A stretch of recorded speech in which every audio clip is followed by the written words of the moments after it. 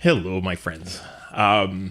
Okay, I didn't think we'd do a part 3 on this because I actually thought I'd get through all of these. I don't know if you've watched the earlier ones and I guess what has become a series with the last part tonight. But yeah, I thought on the first one, I thought I'd get through everything that first night. And it turned out that it took a lot longer than I thought. I guess I have a whole lot more unused plugins than I thought. I think I have to start over at some point and just really install. What happens is I install just the ones that I need, and then I'll open up an old project, and then it'll have one plugin, and I'm like, that one was important to that specific track, so I'll load that one, I'll load the other one, and anyways, it adds up. So the first one I did A to K, I think. J-K-L? A to L, I think. And then M, I thought I was doing M to Z or Z. And I only made it to T. And then you figure, okay, U to Z, or like, it's only a few, the last letters in the alphabet, there can't be that many. But that's actually where a whole bunch of these plugins are. So you're going to see that tonight. I have a whole bunch between U and Z. Like, it doesn't, yeah, it's weird. Even there are a lot even in here. I don't know what it is with developers. Like, usually you'll look at the alphabet for other stuff and like on records or whatever, you'll have like band names. There are stuff in those letters, but they're not as popular as the other ones. Anyways, we've got a whole bunch to go through tonight. So we're going to finish these tonight. I think that's what I said last time, but on part 2, but no, I'm pretty sure we're going to get through these. So yeah, Ugratone, which is it's interesting we start with this one because they did an update today. They do a weird thing. I don't know if you don't know that company, they do plugins and MIDI files, but a lot of it is for rock and heavy metal. And I know what you're thinking, like, you're doing deep house music and a bit of hip hop stuff or whatever. But I actually do use these pretty regularly because anytime I do something that's like rock-ish, I go to these automatically. And it's like between the first 3 kits that I load, I'll have something that's perfect. I did something, a music project the other day, and that my niece needed for a film project she was doing. And as soon as we loaded these, it was like the sounds were just perfect. But anyways, they did a big update today. There was a bit of weirdness where it seemed like they were closing, and then I guess they got bought out by a company. And then today was the first time that there was really a relatively big update. But the way they do their updates is you can't really like log in to see what you have. They will send it for each of the files that you've used in the past, or every order that you had. And I have probably, 15 different, maybe 10, 15 kits that use that same Ugratone drums plugin.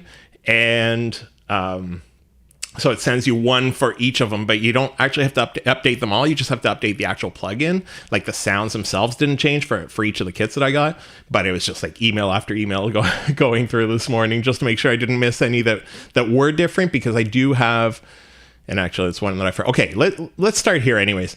Anarchy Drums, I actually don't even remember this. I think it was one of the very early ones, and it's one that, like, they used to have different plugins for each drum kit that you bought. And then they threw it into Ugratone drums, and so you just load whichever kit it is, but it's like all in the same plugin. But this one actually is a separate plugin, and I'm assuming it's just an older one. So, but like, if you listen to this, this one's there's a little bit too much of the room. I don't know if we can get it closer, but the sounds on these things are really good. And I don't know if the new owners are going to do sales the way they used to, but if they do, you can usually get some really good prices on these. And anyways, it's just a drum kit. We're not going to worry too much about this one. This one I use regularly, like I mentioned. But this one here, I tend to forget. It's this 1989 Verb. It's really rough on your CPU, especially the longer ones. Like if we go to, let's find a Big Lush 3.8. Actually, I saw an 8-second one. Actually, oh, that's not too bad, actually. But I've had times where it just slowed way, way, way down. 8 seconds. Let's. Oh. Yeah, I don't know, but I know I know it can really bog things down if we and they haven't updated this, so it's really weird that it's not doing any more than that. But just trying to see if there's something we can set. But anyways, I tend to forget about this one, and I've tended to worry, especially in the last while where they were closing down. It's like I didn't want to use it too much on projects. So it looks, if they're going to be doing stuff with it again, I'm going to be looking at these again. So, but yeah, this one's sort of, it's interesting to get a little bit of that. I'm trying to figure out on this kit itself, but I was hoping there were some toms to do a lot of these kits are great for doing the In the Air Tonight, the basically that drum fill right before it takes off, and then you throw this on, and then you throw a gate on this reverb, you can get some really interesting effects. So anyways, yeah, it's a reverb, but it's got an interesting sound. I find some of the longer ones do have that 80s feel, and it's not even just the 80s feel. It's like, I don't know, it's got a nice, I don't know, it's just got a nice sound. But anyways, okay, let's go to the next developer here. Ujam. See, this is why when I was going the other day, I got to T and I was like, maybe I can just finish them. And then I started to look, and between Ujam, which I have a lot of, and some of these have some really interesting ones in them, and Waves, I've got tons of them because I've got Horizon, I think, which is the bundle with a whole bunch of stuff. A lot of stuff that I've actually never even used. It's not just that I forgot about. It's, well, I guess I would have noticed them real quickly when I upgraded, but yeah. So anyways, there's a lot in here, and the Yum Audio, I actually keep forgetting about these, and these are some of my favorite plugins, so we'll look at those in a minute. But okay, so let's go back to Ujam here. Yeah, circuits I'd forgotten. This is, as far as I remember, a drum machine, but it's sort of like, okay, hold on, that's not from this. I'm just gonna get rid of these and get rid of these. If you guys have any questions about any of these plugins, I mean, I'm telling you, I forgot I had them. So sometimes I may not have the answers if I haven't used them in a very long time, or some almost at all. Because some of them I installed and I never looked at them again. But a lot of these I have used relatively extensively in the past, and yeah, wrapping my head around them again. But yeah, a lot of the time, yeah, there's little bits and pieces that I've learned to use over time. So anyways, if you have any questions, about any of these, let me know. And so you can tell, it's just, actually, you know what we're going to do? So I'm just going to record. I could just do latch on here now that I think about it. Actually, I might even do that. And we're just going to go through some of these presets. If you don't know what the Ujam plugins do, they sort of have a couple different parts in the plugin. One of the parts is you can actually play each drum pad on its own. In these drummer, like there are drum ones, there are guitar ones, bass, and then there's orchestral stuff. I think that's it. A few effects and stuff. But so you can actually do the drum pads themselves. But if you go to these higher notes here, so basically if it's on the piano, I'm I'm doing it from push here. But if you go here, you'll have a bunch of patterns built in. So you can sort of play, a lot of the time you can play with two hands and get a nice little sound out of it. This one doesn't have, like the guitar ones will have some of the articulations and whatever, and the bass notes on one hand, and then the other hand is your chords basically. This one here, it's basically just one or the other. It's the pads or the patterns. But it does have these variations in the patterns.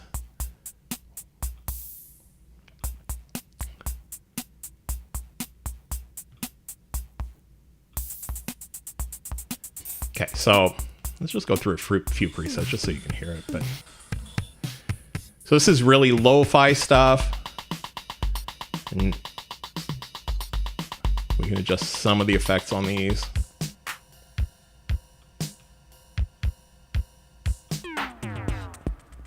So you can tell what you could use these for. It's not in just about anything, but it does have some interesting little sounds. Yeah, so that's circuits here. Cozy, I've actually done a video about this when it came out, and it's for lo-fi, so we're way too fast on here. But I find that a lot of these beats don't necessarily have the lo-fi, like typical lo-fi feel, but I find that some of them are really useful for other stuff, like to have little patterns for some kind of chill music. Or, and I won't go through too many of these. Like I said, there's a video somewhere from a few years ago on my channel where I do go through these presets. I think it's one of those no talking, going through the presets things. But yeah, I have to use this one a little bit more. Dope is basically for hip hop. Eden is for house music, which I realize I used to use this a lot, like years ago.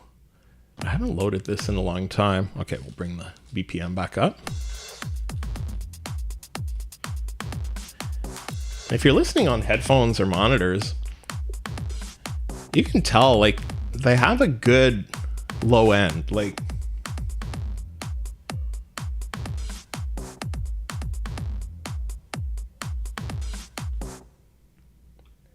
I'll turn it up a little bit here, but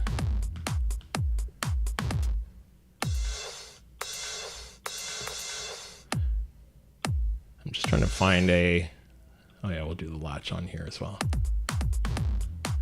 So let's go through a few of these.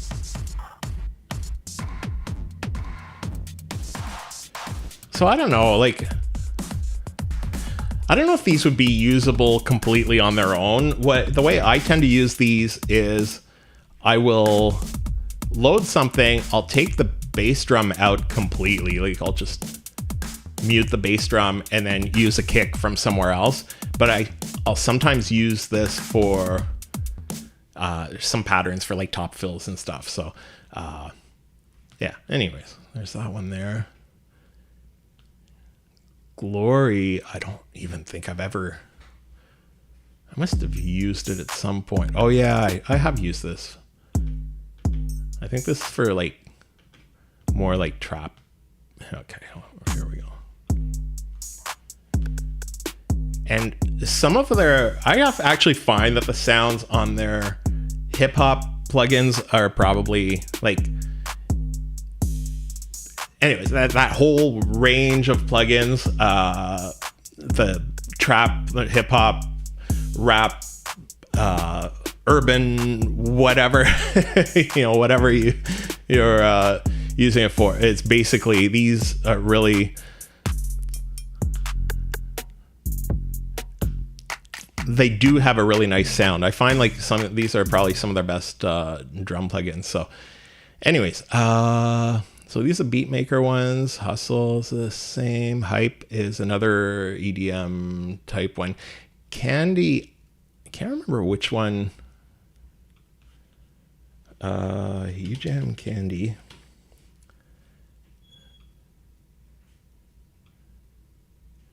Okay, it's just for basic pop music. Okay, let's I remember loading this one up again when I first got it, and I actually have just about all of the Ujam plugins now, and I'm like installing them bits and pieces. Like I did one of those, they have an upgrade once in a while where you pay a certain amount based on the number of plugins that you have. And it turned out I had like almost 30 of them, I think. So it was like not too expensive to get the rest of them. And some of them I haven't loaded. This one, I think I might have won this one. I think Ujam had something on social media where I'm not sure if it was this one, but I think it is where there's a hidden sample somewhere in here, like a little Easter egg, and I was able to find it. But it's a nice, if we slow it down, it's a very nice, just like plain drum beat to do whatever. I do music for TV shows a lot, and this is the type of drum beat that I make, but I've been making them, I guess, from scratch. But you know, they have we'll go back to the latch here. So but I actually really like on this one here that we were just listening to, that hi-hat is really nice. Like I feel like we could get rid of almost everything. Okay, this one here. If we were to mute this and just keep the hi-hat, this would sound great in deep house. Like, anyways, it's just a hi-hat. But and if you guys watch my streams and my videos a lot, you'll know that I'm a hi-hat person. Like that's my favorite part out of any track, any style. There's something about the hi-hats that I love. Especially that if they have a little bit of a groove. But anyways, okay, that's Candy. There's some interesting stuff there. Boost here is an effect, and I can't remember what it does. Oh yeah, it has a little bit of like sweeps going through. This is nice just on its own, because we've got all those other drums muted now, and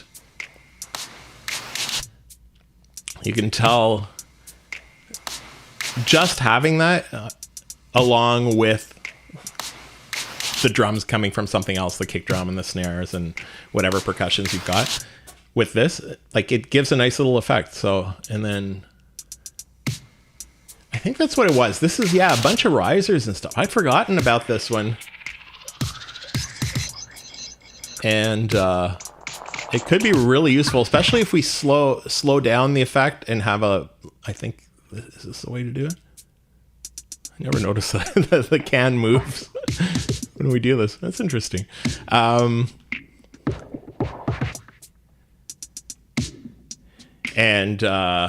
this will take a little bit of like playing around with, but I think we could make some interesting rises right before the drop in, you know, tech house or some sort of house music. So, and it could be used as an effect for other stuff as well. So, okay, let's see what we have. Micro. See, one of these sounds like an effect. Okay, this is an effect.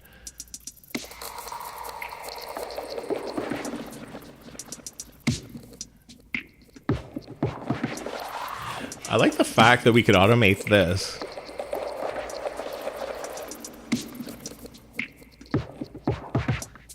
And has some interesting effects. One of these is not an effect, but I always think it is, and it's sort of it deals with the top end, like a bunch of hi-hats, but a lot of the ear candy, but all in the high end. We'll find it here somewhere, and I always get mixed up between this micro and whichever other one that is. Neo, I don't even...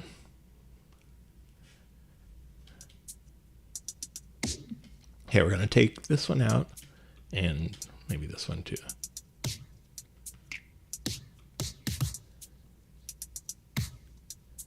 I don't even remember this one.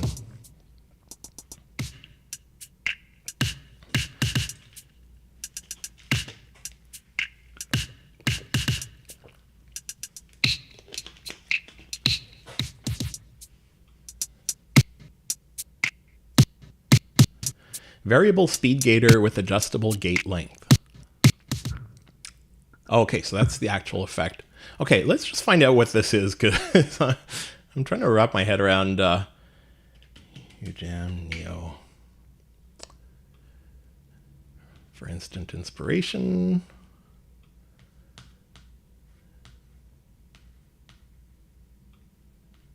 Futuristic effects. Action-packed thrilling audio effects. Treat your ears. I feel like it's a little bit vague, but okay. Sound design configurations, grain pitch to. Okay, so it's basically just far out there of effects. It's just.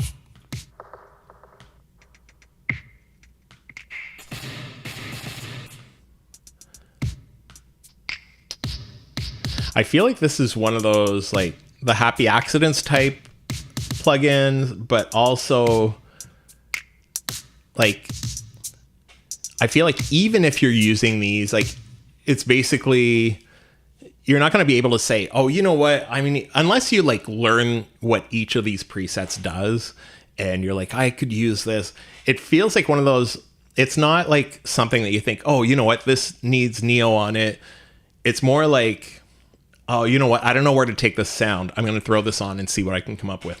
But yeah, some interesting little effects that I haven't heard anything on these that, you know, I absolutely need to use. But okay, this GM1 I think is one I was mentioning earlier, and yeah, this is the one. And it's been a really long time since I've used it. I don't even know if this one has. Oh, there we go. Okay.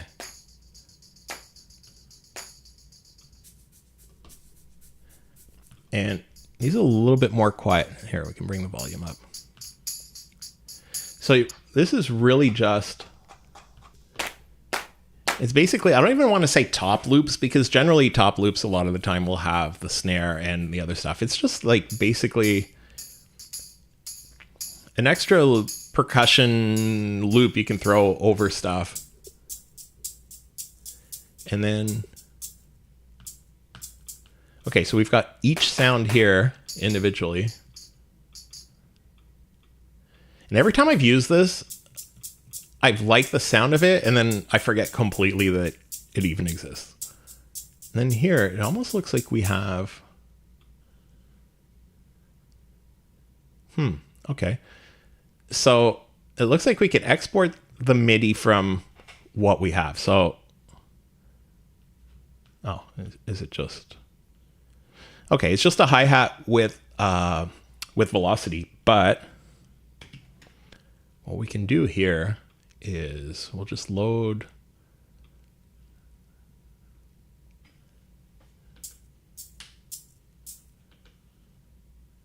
actually, yeah, we're gonna load this one maybe. So we're gonna take this one out, and this is playing. So I may have to figure out where, oh, there we go.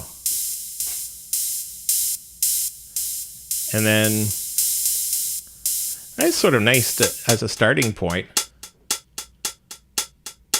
I like it where you've got the velocity, and it's not just standard like velocity done through an arpeggiator where it's up, down, up, down. Oh, sorry. I'm sorry. That's probably really loud for you guys. Hold on.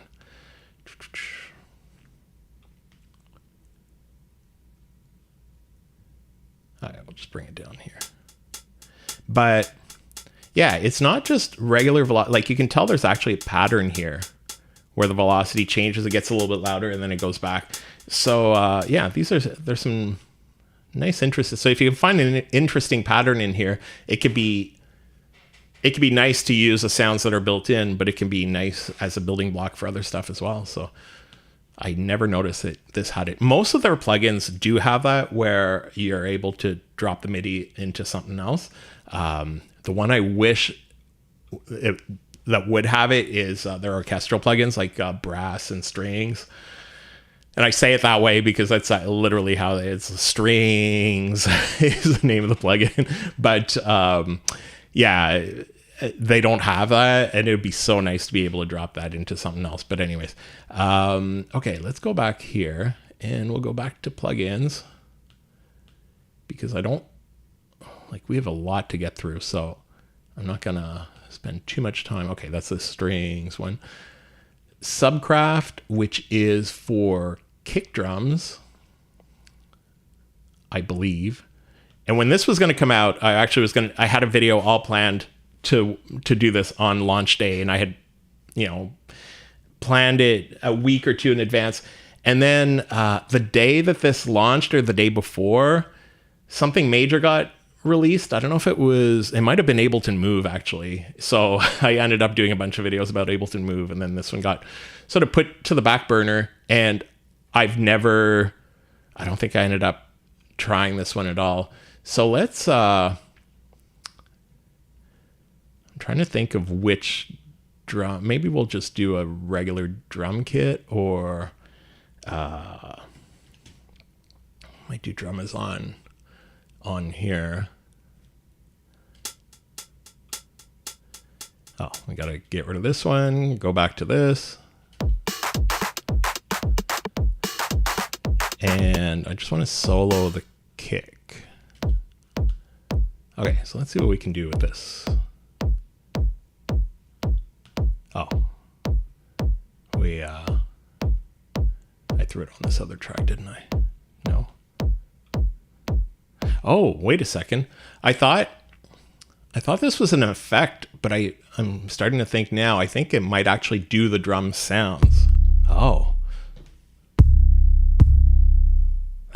That sounds nice. I don't know what I'm not pressing anything. It keeps going.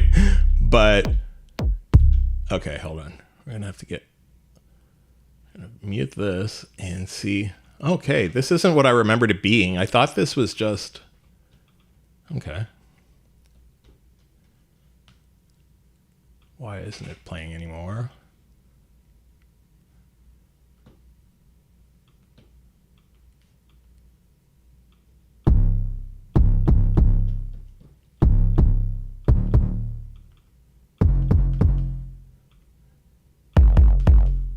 So these sounds, even just with the same preset, same everything, a really different feel wherever we go over here.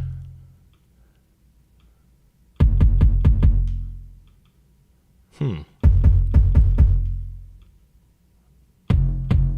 like the variation we have. I'm just not sure why we're not able to play a loop anymore. Oh, maybe we're not.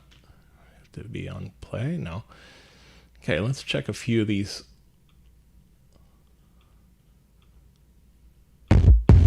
Okay, that's a little harsh, but ooh, I feel like this one would be really useful for film scoring. That sounds nice. I like how the UI changes when we switch the preset. Okay, so I guess it's basically 808s.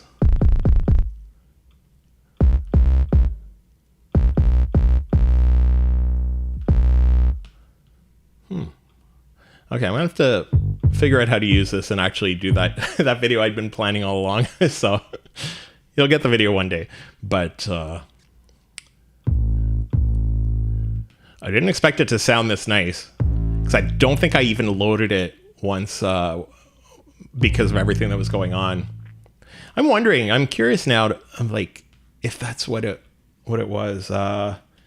Ujam, what is it called? Subcraft? And if it's, October 10th, that's what it was, because Ableton Move, October 8th, that's what happened. So that's what it was. It is, I had this planned for like a week before, and then all of a sudden the whole Ableton Move stuff came out, and I know you guys really like those videos, so I ended up doing a bunch of live streams right at the beginning, especially.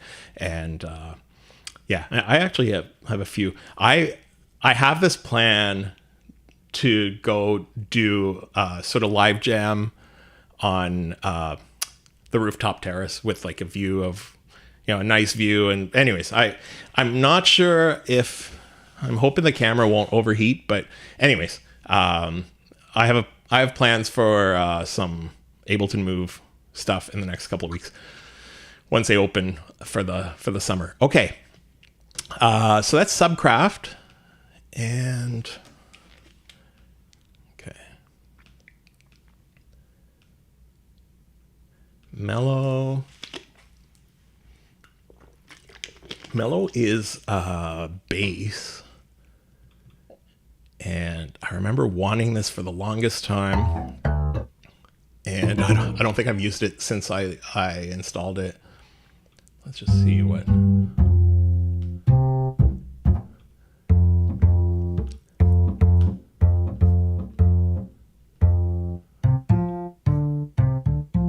See what I was saying is you've got the patterns here. And then you've got the different phrases. So you can play with two hands and really get some natural-ish feeling sounds from the guitars and the bass and whatever. And then...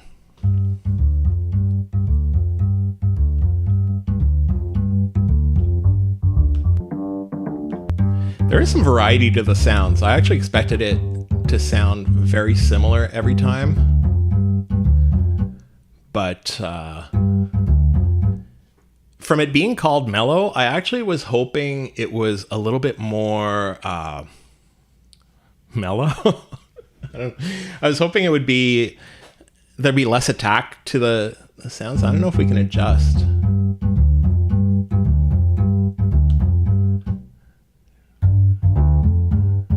Like it seems, it just seems harsher than I would have expected, but maybe that is something that we can adjust. I feel like I'd be throwing a filter on, and then even then, it's just it feels less mellow than I'd hoped. But this will be one that I'll play around with in a while. And yeah, I think we're getting to the end of the Ujam ones.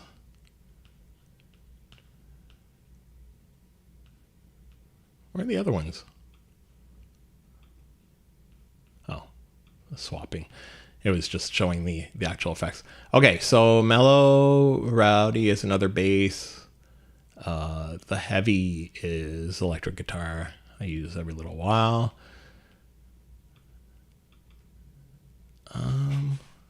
Virtual drums hot. I don't think I've used this one apart from when I installed it again. Oh, I'm gonna get rid of this filter. That did sound nice though. It sounds like you're in the room, just you're in a club and just paying your cover fee before you can go in. All right. Ooh, that sounds nicer than I thought. These sound really nice.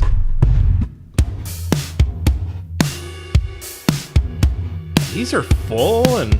oh, I'm sorry about your ears again. Let me just bring it down. Oh, I guess I could just do it on here.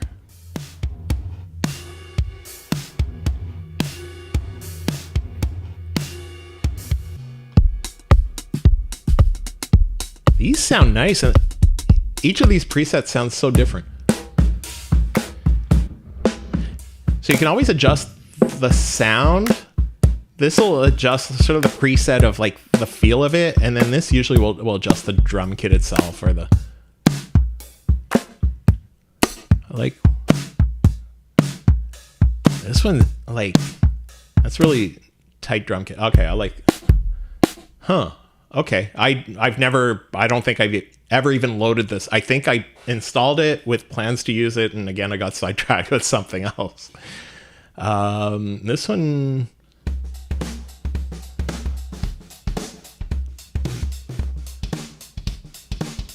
I feel like this would have been so useful when I was in high school and doing some some beats with some friends, and they were doing some raps, and I was the DJ doing the background beats. But I didn't have like, I had a drum machine at some point, but I generally didn't have like hardware for it, so I would be doing beats with like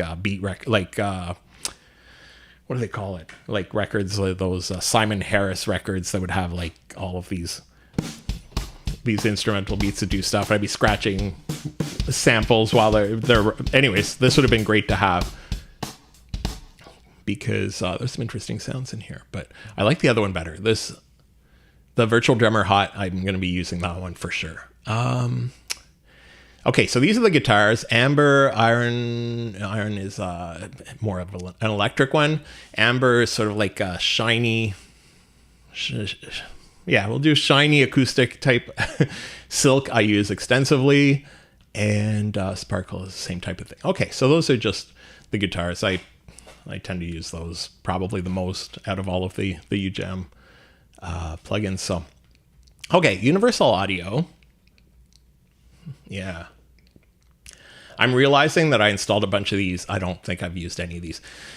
This one is just a regular 1176. So if you know these compressors, they do have one feature that is probably the most impressive with them is this all, and this doesn't have the all.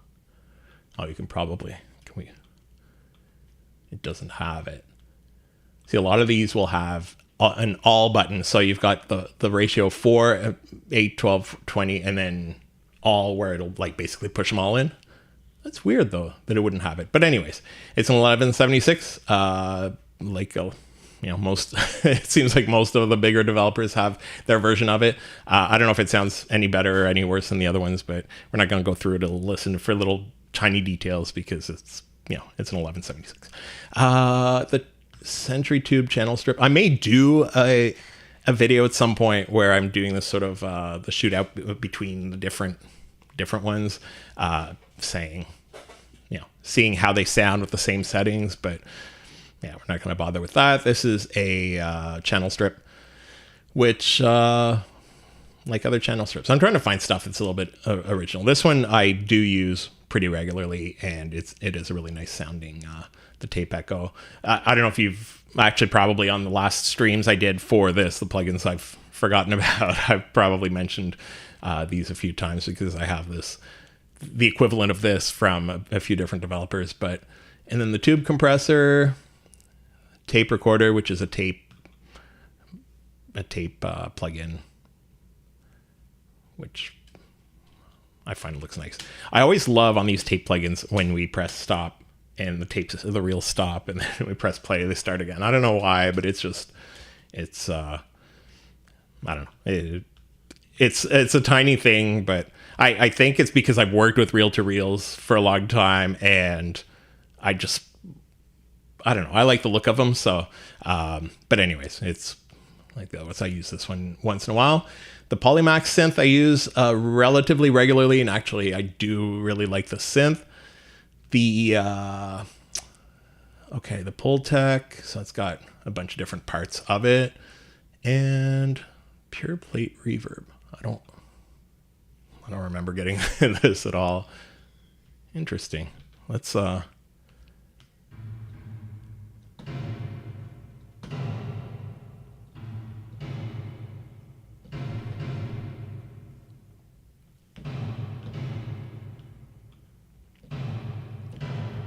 wait a second.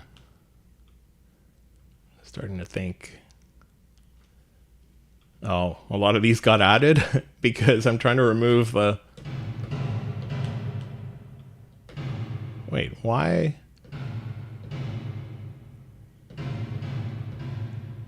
Do we have reverb on here or what? Okay, well, turn this one off. That's weird because... So it's working, but this mix is all the way down. Oh, there we go. That's a weird default to have when you load up the plugin where it's got the wet solo. So this would be meant to be on it, like set up this way. It's actually nice to not have to go wet 100%. You can just turn on the wet solo, and then if you use it as a send, you're able to throw this on your send effect on your return track. And because on a return track you want your effects to be fully wet. So anyways, sort of nice to have. But let's remove this and just add a little bit. That does sound nice. Plate is probably my least favorite reverb usually.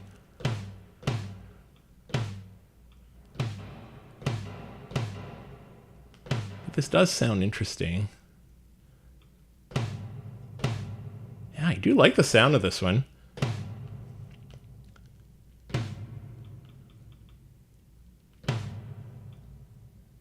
Bringing up the delay time. I guess this is maximum.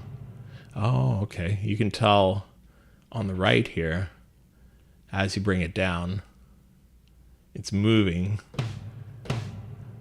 It's interesting. It's an interesting reverb to look at, but yeah, I don't remember getting this one at all. And Verve Analog Machines Essentials. I don't even usually. Oh, yeah, I remember this one now. It had some interesting.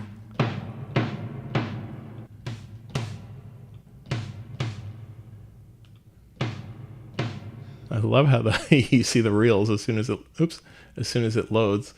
Let's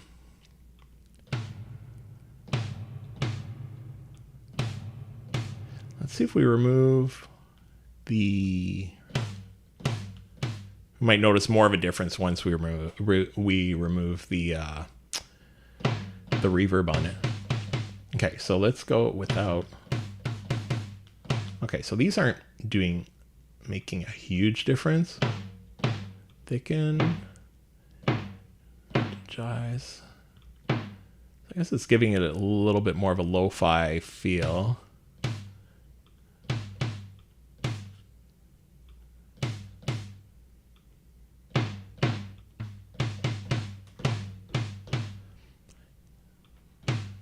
Warmer. So these aren't extreme effects, but and again, it might be more useful if we have it on some actual instruments. Let's try that real quickly. We're gonna try. I'm just gonna load, I don't know, a random.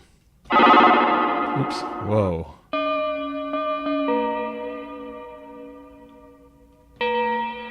Okay, this we can notice because I have a feeling.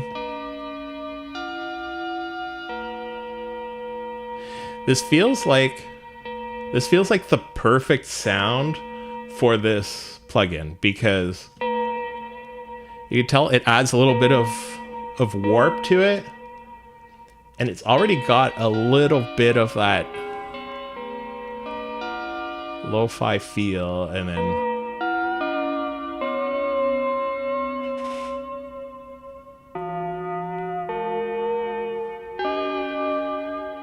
And what if we go and we change some of these?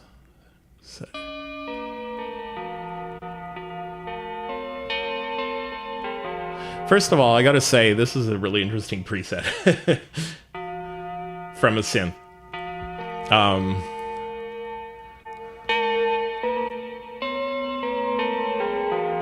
The only thing is I'm noticing that between one preset or one setting and another, there's a huge variation in the levels, which is sort of annoying sometimes. But okay, so that's an interesting one, and yeah, I think that's it for these UAD ones.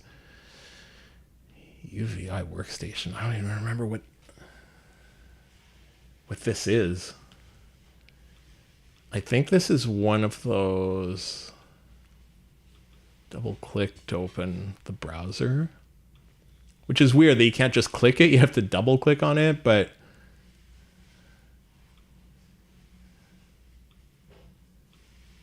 yeah, I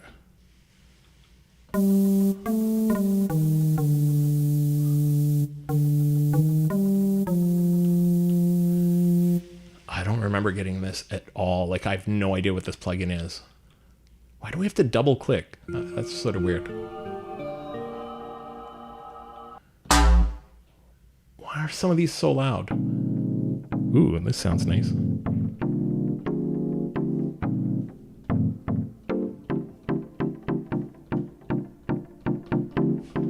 I could see myself using this in Deep House for sure. This does sound really nice. I'm just trying to see what... Okay, so we can adjust the effects. And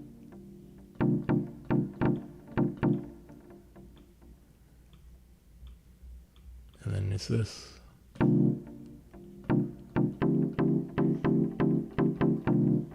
Okay, so...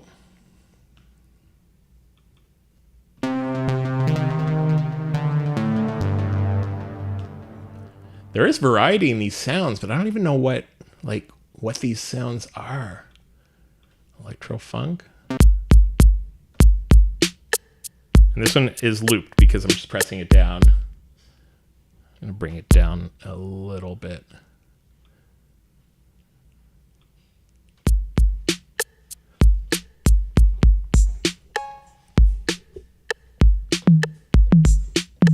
Okay, so these seem to be... Okay, so these are the individual sounds here. And these are loops. Interesting. I'm assuming this is sort of like one of those contact type plugins where you can make sounds for it. And I've got a few of those. So I'm assuming we can like create instruments and drop them in here, but like...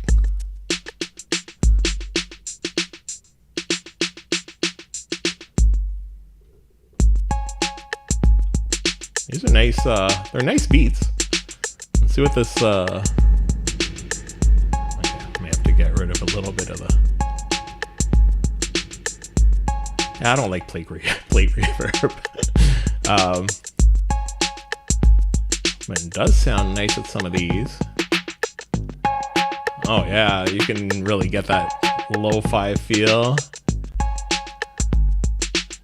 This one, I was going to say this must be the warm, because you can really feel it if you're listening on something where you've got a lot of low end, you can... Oh, that's nice. Okay, so I'm liking this plugin more because of this other plugin that I still have no idea what it is. Let's just search real quick because I feel like I should know what this is, and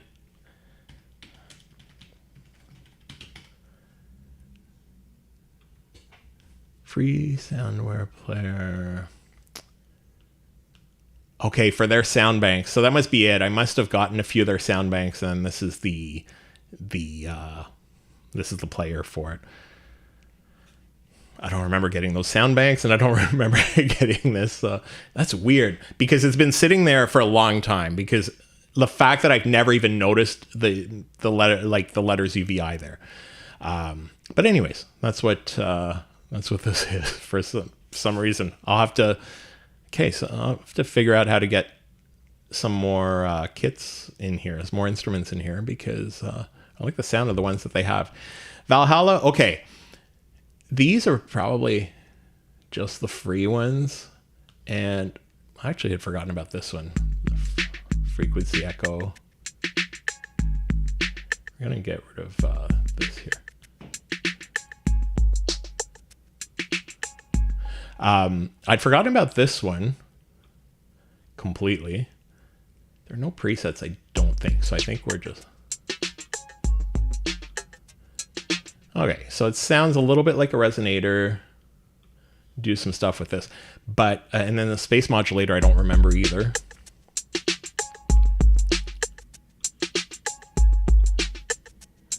But these aren't the ones... these are nothing compared to what I'm going to show you in a minute. If you've never heard of Valhalla, this is this next one. Like, those are interesting. But this one here, Supermassive, you have to get this like right now. Just even if you're watching this, just leave the stream and go get this and then come back. But anyway, this is probably, it's one of my favorite plugins out of everything I have. And it's free. It's completely free. and they keep updating it too. So you'll have tons of sounds that you won't even get through all the sounds that are in there. There are tons of presets. And then they'll say, oh yeah, we're doing, you can actually tell here on the presets, late 2021, 2022, 23, 2024. And then a lot of these that were in there. So they keep adding a whole bunch. What they'll do is they'll add a new mode and then add a bunch of presets for that mode. But, okay, this is not the best example, but let's do echoes.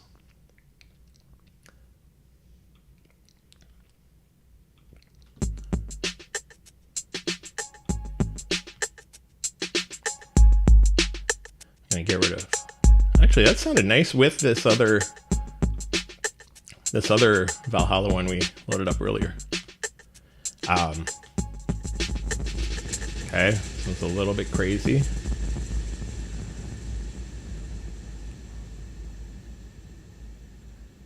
Let's go to these here. Okay, maybe a little too much on the mix. So you can tell how, even with just a little tiny bit of this, you can tell how rich the sound is.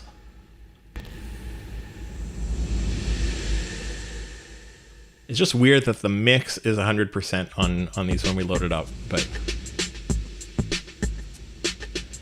And you can get these extreme reverbs and delays like all built in, and just playing around with these a little bit and just going through the presets. Like it'll take you a while just to get through the presets to see like what you're able to do with this thing. So anyways, one of my favorite plugins, and yeah, you have to get this. And I do tend to forget I have it until I'm working on a project where I need more extreme sounds. And that's usually when I remember I have this thing. So the Voxengo, I guess we pronounce it. This one also is free. And oh,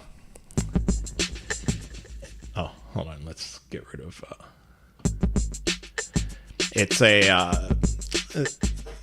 a spectrum analyzer or whatever. So it could be useful for some stuff, like if you're trying to figure out the RMS settings, or it's got some more advanced metering that you can do.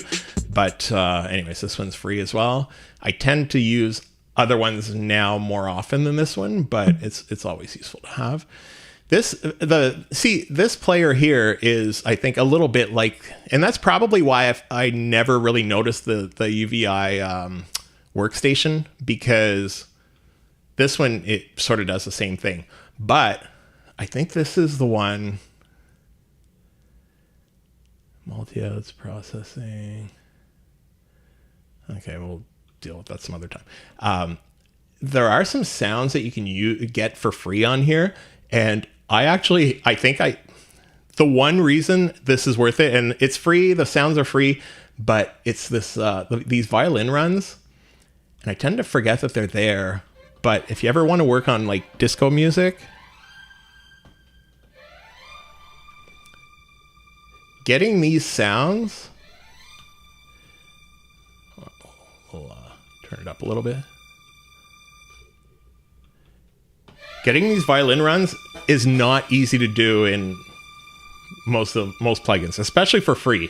You might get stuff like this in Contact or whatever, but I just love the sounds of these. So it's basically the same sound over and over, but and then I'm not sure what these. But if you need this type of sound, this is this is a plugin for it. It takes a while to wrap your head around it, and it's got so many of these features here, and then you can do all these adjustments with the left hand while you're playing the note, like these runs with the right hand. But and then I'm not even sure which one. Oh, I just noticed there's up and down. I don't think I've ever used the down. First of all, because push only goes up to, oh no, I do have some of these. But hey, Chill and Connect, nice to see you. Yeah, I never noticed that it actually has the runs going down as well. So that could be useful, but if you're doing disco, it's up that you need. But it's got this. It's got some other sounds too. Like I remember almost anything I load in here just sounds good.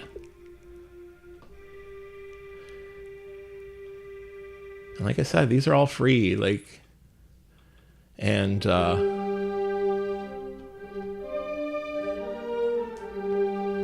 these have a really nice sound. Like the sounds in it are full, and yeah, I tend to forget I have this until I go to this if I need that disco sound. That's the one time that I load this up. But anyways, it looks like it's got a surround version too. I don't think I've ever used. So WA Production, there are a few of their plugins. I used to get all of their plugins, and I realized most of them I never used. But there are a few on here that I will use consistently. This Dodge Pro is one of them, because it sort of does, it can do the sidechain effect, but it does a lot of these things. So I mean, we're using an orchestral sound here, and it's giving it a really nice sound. So yeah, this can do a lot, but yeah, this isn't a forgotten one because I tend to use this pretty regularly. I have a gear related question. I know the focus is on plugins you forgot, but wondering about gear. Yeah, sure, go ahead. Everything's open. I'm glad to answer whatever you have. Instachord and Instascale, these plugins are complicated to learn, but they can do so much. I have to load these more often, but I do use these once in a while. But yeah, it takes a lot to wrap your head around. And this Pumper 3, I had forgotten I had, but I don't use it. I use it mostly because a lot of my tracks end up, they're made for DJs. So I'll take this, and I like having the waveforms in here to be able to compare to what it'll be. Like I tend to take my tracks, I export them, I bring them into Tractor, like on my DJ controller, and then just see if the waveforms match, like whichever other commercial tracks, the reference tracks that I'm using. But this is nice to have a little bit of that look before. So I'll use this on the main channel just to see what the whole track looks like visually as a waveform. But that's pretty well. I think most of the time, see, again, like I haven't used this in a while, and I think there was a way, because yeah, it has to be on for this to work, but I had found a way. Oh, was it this? I think, yeah, I had to turn all of these off because I don't want it to do any compression. I actually want this to be, I just want the visuals. So yeah, I have to remember to turn those off because otherwise it's compressing and I'm compressing somewhere else. So, but anyways, this is what I use it for, but I actually didn't even know I had installed it on here. So I really had forgotten I had it. This Punchy Worm, it looks weird and silly, but it actually does sound nice. And I know that'll be an unpopular opinion. It's sort of like the sausage fattener plugin, which I actually like as well. But people, I mean, it does look weird, but it does. We don't notice it as much here, but if you throw it on actually, hold on, we can throw this on a drum kit here.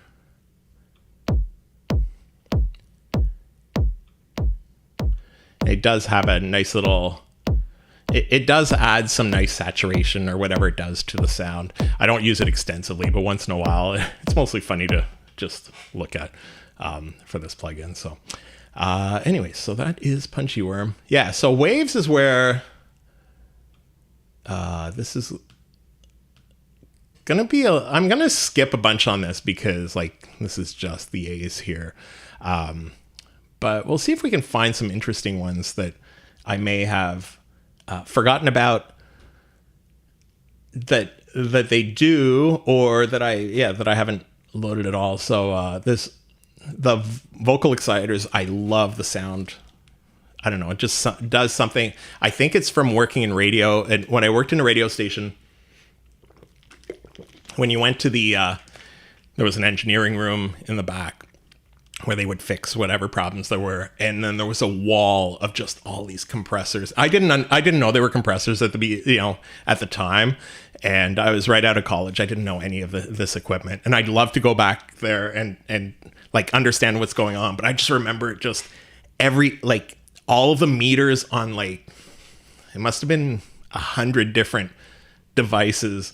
And, you know, if you're listening to the radio, like the signal is really, really, compressed, and they're just doing all of this exciting all of these dynamics to the signal. So anyways, I think from that time I really started finding the exciters interesting. So, okay, question here. I've been heavily researching Ableton Move. I'm coming into this space relatively as a beginner.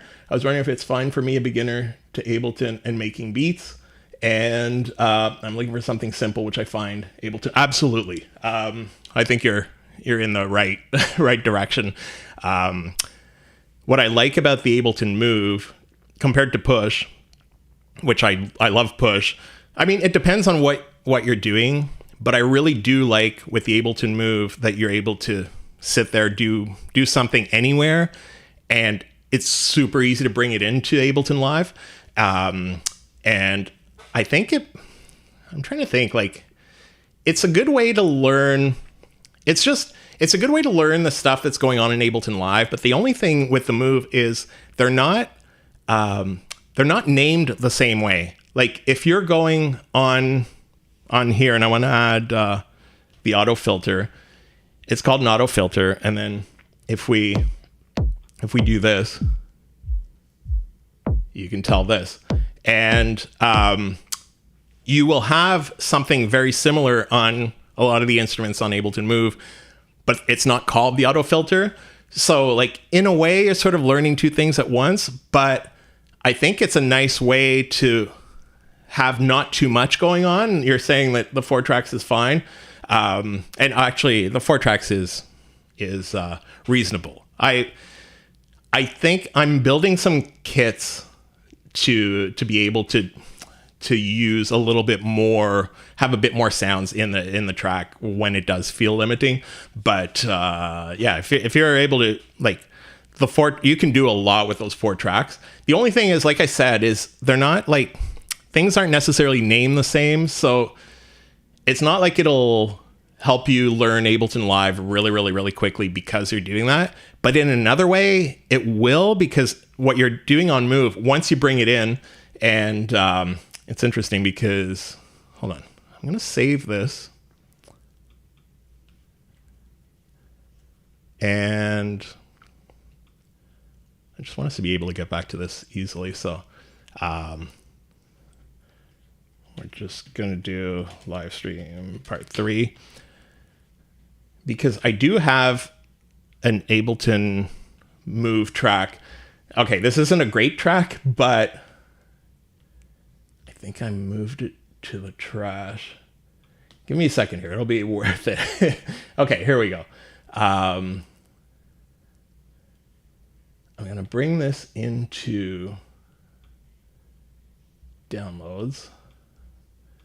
Okay, so I'm loading this track that I did. I started this on Move, and like I said, it doesn't sound great. And a lot of the time, I actually did this on Move just with the speakers. That's the only thing with Move. The speakers sound horrible, so you want to have a good pair of headphones if you want to do some more advanced stuff. But I have this. So if we take just the kick here, yeah, you won't be able to make an orchestral score. Well, you know what? If you were creative enough, like, if you... I'm not saying you're not creative.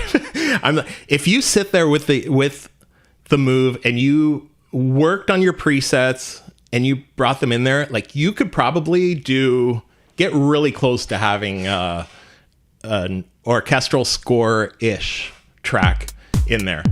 But so basically I did this, and these, I'm pretty sure that most of these, apart from a few things that I loaded onto specific pads, these are mostly the stuff that just came up when you load up. As soon as you load up a set, it gives you the 4 tracks are random sounds, which you've probably noticed. So, but yeah, so it gives you here your kit, which is the same kit that you'd use in Ableton Live. It's got the sound here, and like this here, this decay, I've adjusted on the Move, probably because I did on a bunch of these sounds. So, like, and then the saturator is the same that's in there. So I guess they are like sort of named the same. It's just a lot of the encoders, like they'll do stuff, but it's not labeled the same way. But yeah, ambient sounds like that would be great for it. And this is just, I moved a couple of sounds around, and like you're able to go in here. That's what's really nice, is you're able to start on the move, get in here and do whatever you need to do in Ableton Live. The only thing is you can't bring it back to the move, which is sort of sad, because it'd be nice if you didn't use anything else than what is available on the move. Like if you limited everything to 4 tracks and to the devices that are available on the move, it'd be nice to be able to get back to, like, move it back and forth. But yeah, I think you're gonna learn as a beginner. Like it won't be a problem at all that you're a beginner. And it sounds from what you're saying, it sounds like you have a grasp of music production and you know what you're getting into. I think you're gonna like it. Like I really I used it tons at the beginning, then I sort of stopped, and then now I'm noticing that I'm like picking it up very regularly. So especially if you're traveling, like that's when it was the most useful. I had to travel for a while, and it was basically like, that's when I really learned to use it. Like it's almost worth taking it with you when you don't have any other distractions. That's where you learn to really use it. And it actually helped me, using the move helped me, and I've mentioned this on other live streams as well, but it helped me work better with the Ableton Push. And I don't know if it helped me necessarily for Ableton Live itself, but it really did help me with the push, because there was some things on there, because it was so limited, I had to figure out how to do stuff. And then I realized that I was able to do these on here that I've never, and I've been using this for, I don't know, a long time, maybe 7 years or something. I got it a few years after it came out, or maybe even a year after it came out. So I must have been using the push for like 9 years, and still learning stuff from that. So anyways, yeah, I think it'll be useful for you, and definitely, yeah, don't be intimidated as a beginner, because it's really easy to get going. And that's what I find with the move that they did, is you don't have to think when you're starting stuff. And that's what I like. I tend to change the drum kit, because a lot of the time the drum kit it'll load just doesn't fit for whatever style I'm doing. But apart from that, like you start a new track, and even then you can just start a new set and keep doing that until you get a kit that you like. But it's nice because it loads those 4 tracks for you right away. Like you don't have to do as much thinking as you have to do with a lot of other devices, I find. So anyways, oh yeah, the battery life, definitely the and with the portable battery, I've never used the portable battery pack. I've never had to use it. But yeah, the speakers I complain about, but the battery life, you can't complain at all. Like they say 4 hours. I guess it is. It probably is about 4 hours, but I noticed that, I guess maybe it's the way I use it.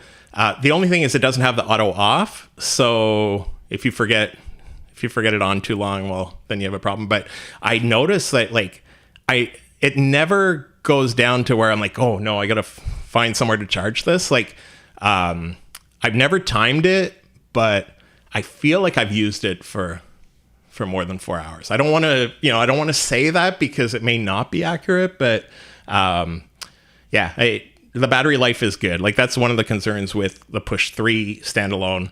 Like 2 hours isn't enough to do stuff. 4 hours, like you're not going to be sitting there doing stuff for 4 hours. But I have a feeling that if you're not doing stuff actively, I think that might be why it's lasting longer, because I've gotten back to the couch, like I'll put it aside, go do something else, and then I realize, oh, I forgot to turn it off.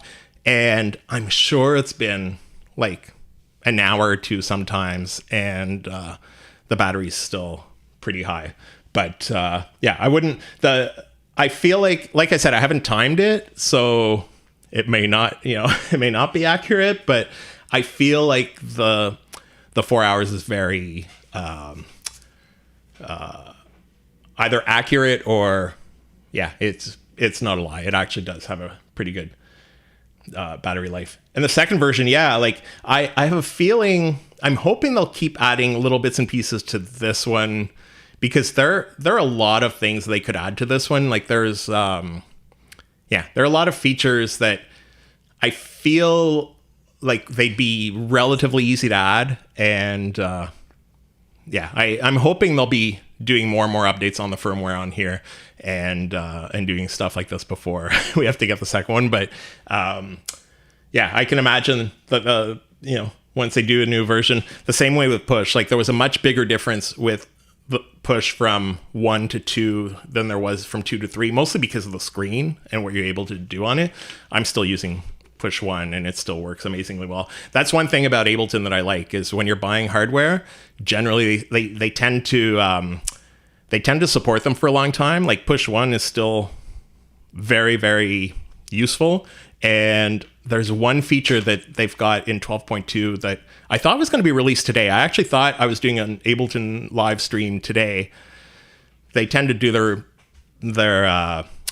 updates on Tuesdays, and it didn't come out today. I have a feeling it'll be next week. But anyways, there's one feature there where they're taking the 16 pitch mode from the Move, and actually, I don't know if you know about that one, but the 16 pitch mode, like that helps with that 4-track limitation so much, because you're able to load up 16 different drum pads, and each one you're able to play at different pitches. So it gives you a lot more sounds than just, straight drums and, the straight 4 tracks. But yeah, I'm hoping that new one that they've added to push, I'm hoping it'll work on push 1, because they've done that in the past with the 16 velocities mode. So I'm hoping that'll work on here. So I'm just waiting to find out if that will do it. And the hardware is solid. The encoders, I always worry with encoders. Like they're strong. I think they're the same as on push. I always worry, like especially when I'm traveling, I have to get a case to throw it in. A lot of people are using these keyboard cases. I want to get something like that, because I've been taking the actual box that it came in and it's a little bit of a hassle to get it out of there every time. But I've been worrying every time that I'll break it. So I have to get something for traveling, because they stick out from the machine. But no, it is a solid machine. It's got that perfect balance where it's portable and it's not heavy, but it feels like it's well done, and it's not like plasticky or anything. So and the pads are really nice on it. They're the pads, I think they're the same pads as on push 2. So and auto off could be added. They actually did an update, I think it was 1.2, where they did a bunch of updates on it, and they actually added a lot of features to it. Like the ones recently have been just more minor changes, but they actually have added actual features to it, and I'm sure they've got that in the works. And I'm sort of hoping soon, because it's been a little while since 1.4 came out, and I feel like some of the changes are relatively like not huge projects. Everything, like things are more complicated than they seem for programming on something like that. But still, I think there's a lot of room to grow, and I'm hoping they do that auto off, because I forget about it so often. It would definitely be useful. So, but I think you're gonna like it. And if you need any help, feel free to check out I did a whole bunch of videos about it, and I have a whole list of new ones that I want to do as well. So there's gonna be more where that came from. So but yeah, I think they'll be useful for you, and definitely a useful little machine. I'm actually noticing that I'm using it more differently than I thought, because I planned to use it mostly as just for drums. What I wanted was a drum machine that I could sit there and work on more complex drum patterns, like just sitting on the couch. But I'm noticing that I'm using it to make good parts of full tracks, and the more you use it, the more, I don't know, you're able to get some sounds out of it that at the beginning, like the sounds are very, very plain, and the the patterns that you get out of it are just, it's always the same. And it just, but once you start to play around with it, you're really able to try some little tricks and get some interesting sounds out of it. And yeah, I feel like they planned for some buttons to be under the left jog wheel. Hold on.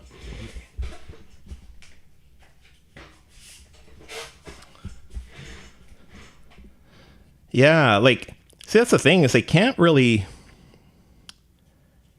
like, they obviously can't add to the hardware itself, but it seems like these buttons could do a little bit more. But some of these as well have little, there are some at the bottom here where you, and these, when you press shift, these do change. And some of these are still blank. And I think there's options there. Even here, like with the encoders, there are two modes. And like one of the modes, it uses the 8 and there's a way to switch. And when you switch to the other mode, there are only 2 of them that are used. So some of these buttons can be used for other stuff. So I have a feeling that they'll be able to, that they'll be doing some interesting stuff with it soon. So, in your eyes, it's worth the price. I semi find it hard to justify.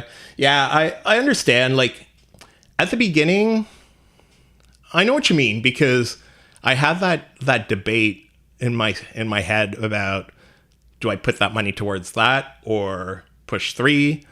But in my case, I'll tell you what justified it for me is I wanted to buy a drum machine. I was looking at the Korg, the little Volca Beats and all of those drum machines. The problem with those is they have the sounds in them, but once they're in there, you can't, there's a way to hack it so you can take MIDI out of it, but even that is sort of a complicated thing. And there's no way to get the sound out except as a waveform. This one, I can sit there, and that's what did it for me, was I'm able to do a whole pattern, do anything I can do on here, and then just take it into Ableton and keep going. And that was the biggest thing for me, because I was like, I'll spend $200, $200 to $500, maybe $200 to $400, which is, I guess, in Canadian money. So maybe $150 to, $350. $300 maybe was my limit for a drum machine. But then I was like, for a little bit more on here, it can be completely integrated with what I'm doing already. So I understand though, like the $500, like you said, the R&D is expensive, but I feel like it's been worth it. I've seen some people say they didn't use it as much as they'd hoped, and they were selling it early on. I haven't seen a lot of people sell them, but yeah, for me, I use it a lot, and I feel that I haven't even started to use what I can get out of this thing. Like I feel like even if, that $500, I feel like I've used $200 maybe worth basically at this point. And, but every time I use it, I'm able to go a little bit deeper and do a little bit more with it. So, it's nice. And like, you don't run out of sounds. Like that was one of my concerns, but, some people are making these kits of sounds. Like somebody, I think, did all of I can't remember which of the synths in here, but he did each of those sounds as a preset for the Move. And then you can build your own kits really easily. Getting it onto the Move is a little bit more work. Once you're finalizing that kit. I ended up doing a whole video about that, and I was hoping they'd find an easier way to do it since, but it's still as complicated. But there is a way to get your kits on there. But like, I would buy the Move, unbox it, then try to learn the workflow. I've tried some other Groove boxes. Oh yeah, the P6 and the Lo-Fi 12. And I think if you're using or you're planning on using Ableton Live, like, it's just so nice to have it like so connected to it. And that's what happens like with Push. That's why Push made a huge difference. I have the 2 MIDI keyboards here that I rarely use. I'm always on Push. So I think you're gonna like this thing. And every time I take it out, it's like, I feel like, I don't know, just holding it, you feel like you want to make music. So yeah, if you do go for it, I think you're gonna enjoy. I hope so. don't buy it because I said it. It depends on what your uses are, but really I've been finding it, and I've been finding it easy to make different styles of music too, which is sort of nice too. Like you're not just limited to one style, even though I do mostly house music, but I've done some hip hop stuff. I've done some stuff that's, more the ambient type stuff or whatever. Like there's a lot you can do. You might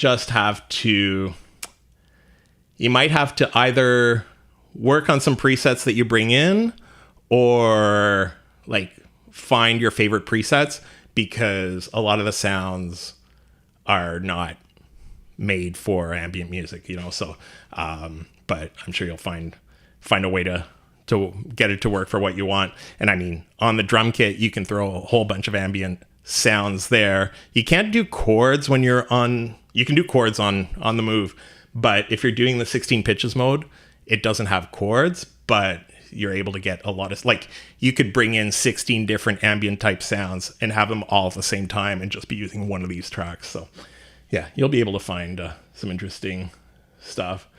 Yeah, you know what's funny about that? The crosswalk sign that they do. I was thinking of, there's a video that I've been working on, and I want to be out doing stuff with it, and I'm like, what could I record when I'm walking around in the city? And the first thing I thought of is like, yeah, I could do sort of a crosswalk sign. I'm like, no, they did that already. I got to find something else to do. But the microphone in there is surprisingly good. Like, I find that the sounds that you get out of it are really like, it's a nice little microphone. Obviously it won't be, it's not a Neumann, what is it, the U87, but it'll be you can get some interesting sounds from it. And I find for vocal samples and stuff, especially if you want to do lo-fi type stuff, it's really clear. Like the vocals that you record, I think actually I did that on the last video I did for the move. I record. Oh no, that's right. I didn't use that. I brought it in, I think, from somewhere. Anyways, yeah. Oh, I think I did use the microphone. Anyways, the vocals do sound clear if you record it on there, so it'll be useful. Okay, let's look at some of these other plugins. But I feel like these Waves ones are just like. Did you ever take the train ride with this? I was thinking about that to make some beats. I actually sample the world around you. Yeah, I appreciate you watching that and asking about that. I actually got the bits and pieces I've been working on through the winter to try to figure out little bits and pieces. And I actually bought a little iRig. I don't know, a little interface that I can use for my phone, because I think I'll have to do it through the phone. I think I have a way to do it. So, but I haven't done the train yet. I'm going to do some outside streams this summer, streams or videos. And I'm like I was saying earlier, I don't know if I'm hoping my phone won't overheat, or the camera, whatever I use, won't overheat. But, yeah, I still do want to take that train. Like, my idea for those of you that weren't watching that stream is I want to take a train from one end to the other in my city and try to do a track from beginning to end. And I think I'm gonna have to get my wife to like film. I have to figure out how I want to do it, and I have to do it in times where it's not too busy. And I know it's going to be a little bit awkward with people walking around, but yeah, I still want to do that, and it's still in the plans to do that. No, don't be sorry about the questions. I'm glad to have the chat, and I'm glad you're watching. And I apologize for those who are here for the plugins. I get distracted really easily, but we're getting back to the plugins in a sec. But I know a lot of people are wondering the same things. Like a lot of the questions I get on my videos are about Move and stuff that's yeah, like you don't know what to expect. And the thing is, you can't go into a store and try it out. And I think that's sort of limiting sometimes, because it would give you a better idea of what you're getting into. I think you can return it for a certain period with through Ableton. So if you really, really don't like it, but I have a feeling, I don't know. I love this thing right away. It just takes a little bit. The first, I think I was disappointed with the speakers. I think that's the only thing that I was really disappointed with, is like how bad the sound was. And I think that tainted the whole thing for me in a little bit, because I was more concentrating on the speakers and trying to figure out how I wanted to set it up than sitting there and actually playing music. And then once you start to get into it and you figure out your workflow, it works great. But yeah, I wouldn't return this thing ever. So no, I appreciate the question. Anytime you do have questions on any of the streams or any of the videos, let me know. And I'm always glad to answer. That's why I do this stuff. I like sharing some of the knowledge that I've gotten over the years that, you know, I tend to have, like, I have friends that I talk to about stuff, and then we'll get like into doing stuff and doing a track and get like really, really involved in it. And then it just moves on. So it's like, it's bits and pieces. So it's nice to have this on an ongoing basis and be able to talk about this stuff and have people interested in it. So I really do appreciate you being here and checking into to the stuff, because there's no way to know, like, and everybody's got a different opinion, right? Like, I use Ableton Move a certain way. For me, it's been really worth it. Maybe for somebody else, they're like, oh, it doesn't work into whatever workflow I have. For me, it does exactly what I need it to do, is I can sit on the couch and do stuff.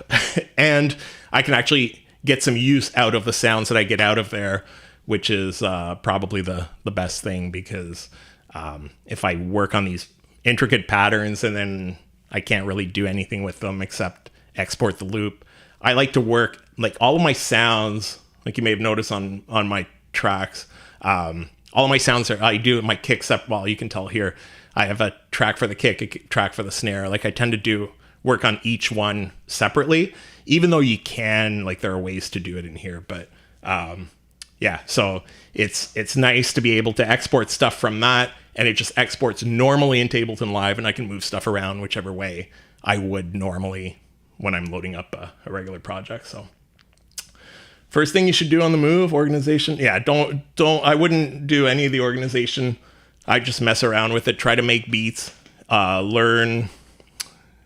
Probably the biggest thing that I feel like I should have done and I didn't, and I'm learning more now, is working with loop and lengths. Like, you tend to do just, 4 bars and whatever, but working with loops and trying to lengthen the loop and figuring out how to get to that sixth bar, making your changes there. I don't know. I find like I should have done that right from the start, because I find that now, first of all, it's limited me at the beginning because my tracks were just like a 4-bar loop.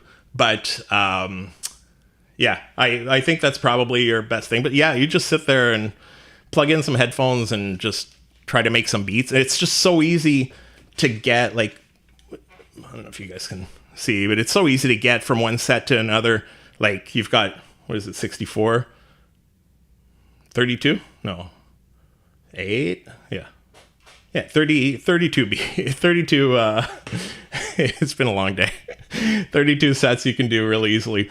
So yeah, you can work on it. It's easy to copy them. I tend to work on something and then I'll copy it onto a different set, and then make my changes on the second one, so that first one is safe if I want to use that stuff. So you can really, like, play around with it, and then if you screw something else, something up, you can get back to the original one you had. But nervous about Ableton Cloud? No, yeah, if they did it as a subscription, I mean, I hardly use Ableton Cloud at all at this point, and you don't actually need it for the move as much as it looks like. I think Cloud only lets you use 5 tracks in there anyways. But you actually have a different way. Like, there's a move manager that you can load up on your browser to transfer stuff over and whatever, which is actually really easy to do. Like, let's show you real quickly here. local. So you go, I put in my number. It'll just give you a code, like a little pin code that just to match them. And you can move your sets over. You can move your samples over if you've got some samples you recorded on here, and you can move presets around. So yeah, you'll use the cloud, like Ableton Cloud, if you're using Note and Move and you want to move stuff between the two. But it's only, I think it's five sets that you can have in there. So I don't tend to use it very much at all. So okay, I'm just gonna go back to these. A lot of these, the APIs are just EQs, and Bass Writer, which I actually tend to forget about, but I won't load it up and try it out on just here.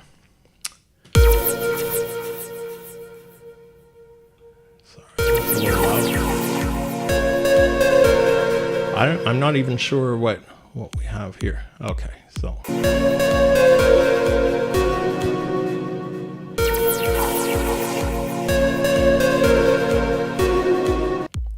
and so yeah, Bass Writer we throw on bass, which I don't think I have it on this track yet, but it's better than compression.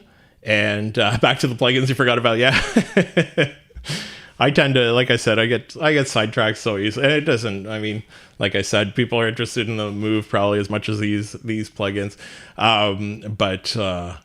Yeah, so this Bass Writer and Vocal Writer will do the same type of thing where they're basically simulating working on a console where you're moving the fader up and down, which used to be really annoying. Like the stuff I had to record when I was in radio school, we ended up recording stuff, and then you had to do stuff. You had to be mixing it down like live for a professor, basically. So we had like our exam, and you had to remember, okay, here I got to bring this up, I got to bring this down, and then this is basically just writing the level and bringing it up and down, but just like automatically, which 30 years ago, people would have wished that was even possible. But and it tends to work a little bit better, I find, than compression sometimes, because it's not just moving. It's actually just I don't know. It's playing with a level instead of just compressing stuff. That doesn't make sense. But anyways, yeah, the Bass Writer, Vocal Writer are very useful for that. Berserk Distortion. You know what? I actually tend to forget about this one. Sorry about that noise. And just gonna throw it just on the kick. I probably have like, I don't know, 5 or 10 licenses of this because they've given it away for free a bunch of times. And every time I would get it to do that Waves update. Oh, because it gave you an extra year on that Waves update plan. But hold on here. So I don't know if this is just making it louder. Let's find out. Yeah, this does make it.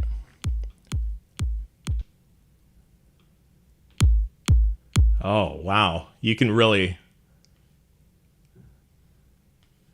Wait a second. Yeah, I had the cashmere.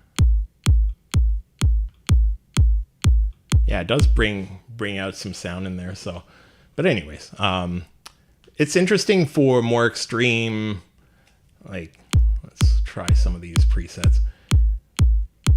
For more extreme effects, like we'll go to creative. Like these are.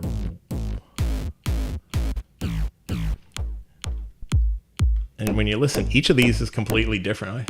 I like this one actually. So you're able to get a lot of different sounds just out of that kick drum. So yeah, interesting little plugin that I have to remember to use a little bit more. Yeah, this wave section is going to be a little bit longer than the other ones are going to be short. There's not much going on after this. Compressors and gates, compressors and gates. C4 I think is a limiter. Echosphere. I remember this, but There's a version of Ableton it comes with, workable to make a full song. Yeah, it definitely, the intro or whatever, just make sure, well, you probably don't have Ableton already, but if you do get the move and you already have Ableton Live, you still have access to a license for the intro version. It's always nice to have an extra license in case you do need it, for either an extra computer or whatever. But yeah, the intro version I think it comes with, I think it's limited to 8 tracks. But yeah, you'll definitely be able to get a good grasp of Ableton Live with that version that it comes with. And the good thing with that too is once you've got that version, the higher versions like Suite or whatever are cheaper because you're upgrading, you're not going from scratch. So you do have some options there. And so it is interesting to have that version. But yeah, you should be able to do quite a bit. You can at least make a track, especially if you're doing ambient type stuff. I think you'd be able to, unless you're somebody who like has tons of tracks and you want one track to do one very, very specific thing. There's so many ways in Ableton Live to do more with one track. Like even if you throw in an instrument rack, and then you can have a bunch of different stuff going on. But yeah, you'll be able to make some music. I mean, I'm sure you'll want to go for the higher versions, especially for the Ableton devices. Like on that version, I'm pretty sure the intro version, you can use external VSTs. So any of these plugins that I'm mentioning, if you do buy them or get the free ones, you'll be able to use in there. But a lot of the synths that are built into Ableton Live, you'll have access to some of them, but you may want to get the higher versions down the road. But to get started, yeah, you'll definitely be able to with the that intro version. So I like slap delays because, again, with the reel-to-reels that I mentioned earlier, slap delay a lot of the time with the reel-to-reels, you had a play head and a record head. And as the tape would go, just that timing sort of gave a slap delay effect. If you brought the output up while you were recording, like it would just sort of loop. But I don't think I've ever used this plugin. I mean, this is just on a kick. I don't know what else I have on here. I remember I had some. It won't do much on this. Hey, you know what? Let's find out what it would do on here. Let's drop this.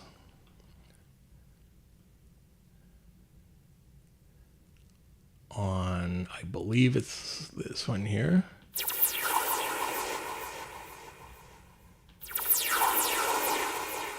So it does add a little bit to it where makes it a little fuller. You can't really notice it that much.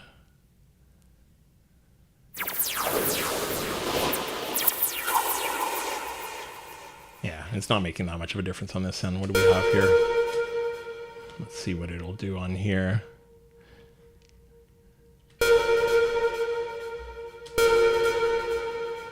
Yeah, we're not really noticing a huge difference.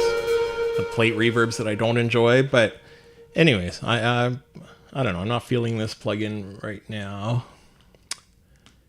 The CLA guitars is really just a bunch of adjustments on a guitar. It's basically an all-in-one. Instead of having an EQ that you're doing from scratch, you'll have, I'm assuming, sort of the brightness and the.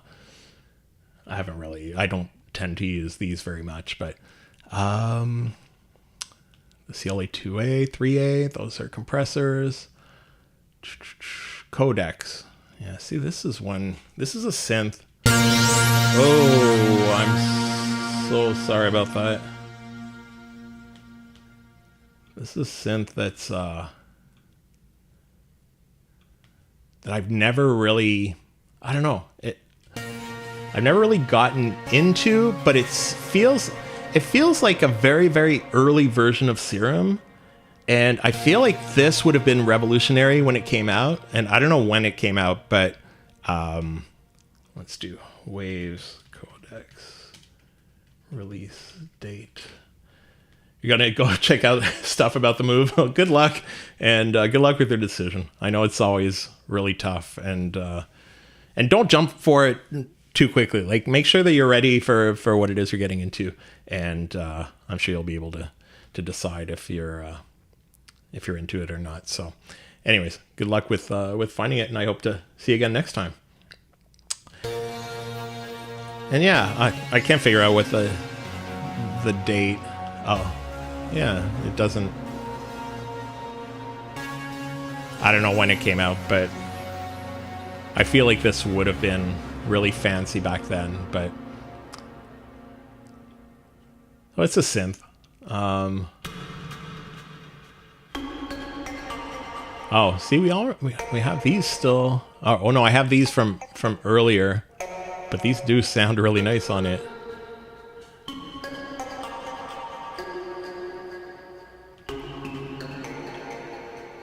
Okay, so that's the synth. Let's see here. The DBX is a compressor, which I was really excited to get, mostly because of the look of it. It just feels like, I don't know, it's got a feel like a professional vintage compressor, but I don't think I've ever loaded it up. And it's not gonna, I don't really want to get into compressors on this stream because a compressor is a compressor, right? Like, they'll all have a little bit of a different sound, but you know, they all do basically the same type of thing. The D-Breath, which is interesting because I actually forgotten I had that. I think it could be useful for my videos especially, but I tend to get a little too close to the microphone sometimes.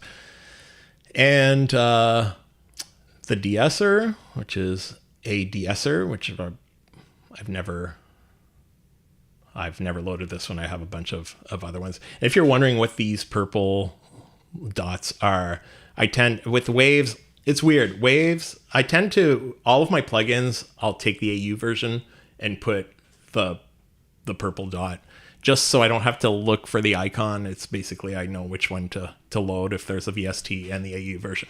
I use AU versions for almost everything, but for Waves, it's the opposite. A lot of the time, the AU versions on Ableton Live don't work right. You have to use the VST3 version. So, yeah, the buttons are just, this is the Doppler, the AU version, and this is the VST3. So it's just, the purple is just to let me know which version to load up so I don't have to think too much. The doubler, I didn't know I had a doubler. I'm going to take this and throw it on, just out of curiosity. It might sound weird, but I want to throw it on the kick drum. I wouldn't use it on the kick drum in a track, but I want to see what it sounds like.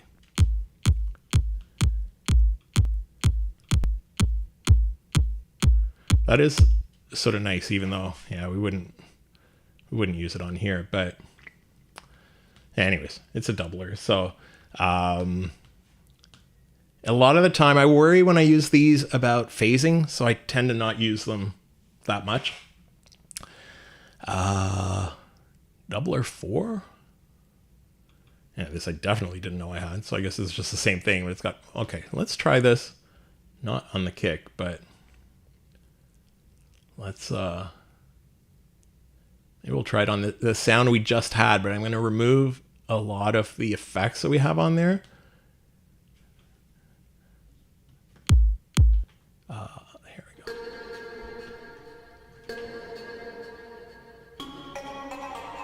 I'm going to remove these. I didn't even know I had loaded these, but we're going to remove the Valhalla and the trash.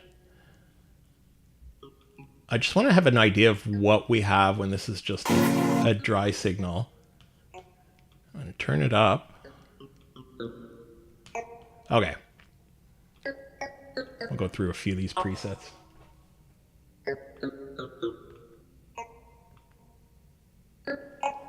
See, my concern with these is always phasing. And what we can do is, I'm going to throw a utility on here with the bass mono. Actually, no, I'm going to mono the whole thing. Okay, that's not bad.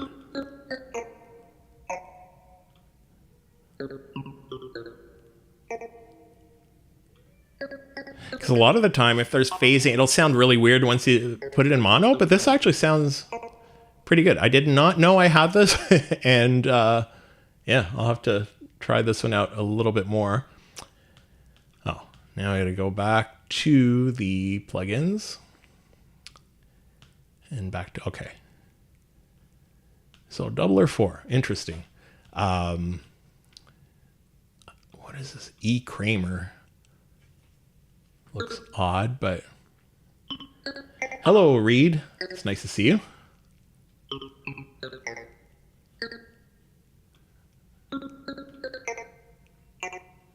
I don't even know what this is supposed to be. What is it called? E. Kramer? I don't think that's the actual name, but... Oh, Eddie Kramer drum channel. Oh, okay. So it's a drum channel. Okay, well, let's try this on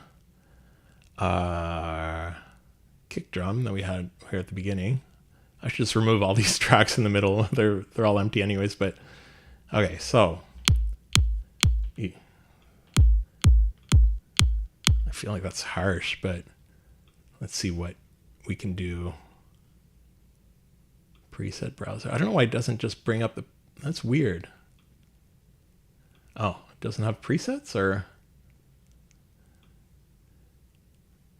Oh, we should be on stereo anyways. It's weird. It doesn't look like it has any presets built in. I don't really know what's going on there. Waves drum channel strip. Yeah, there.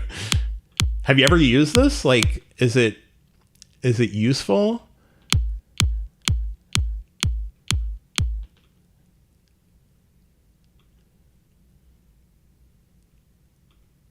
Yeah, I don't see any presets in it, but it doesn't mean they're not there somewhere. Oh, obviously this is very loud now. I'm sorry about your ears.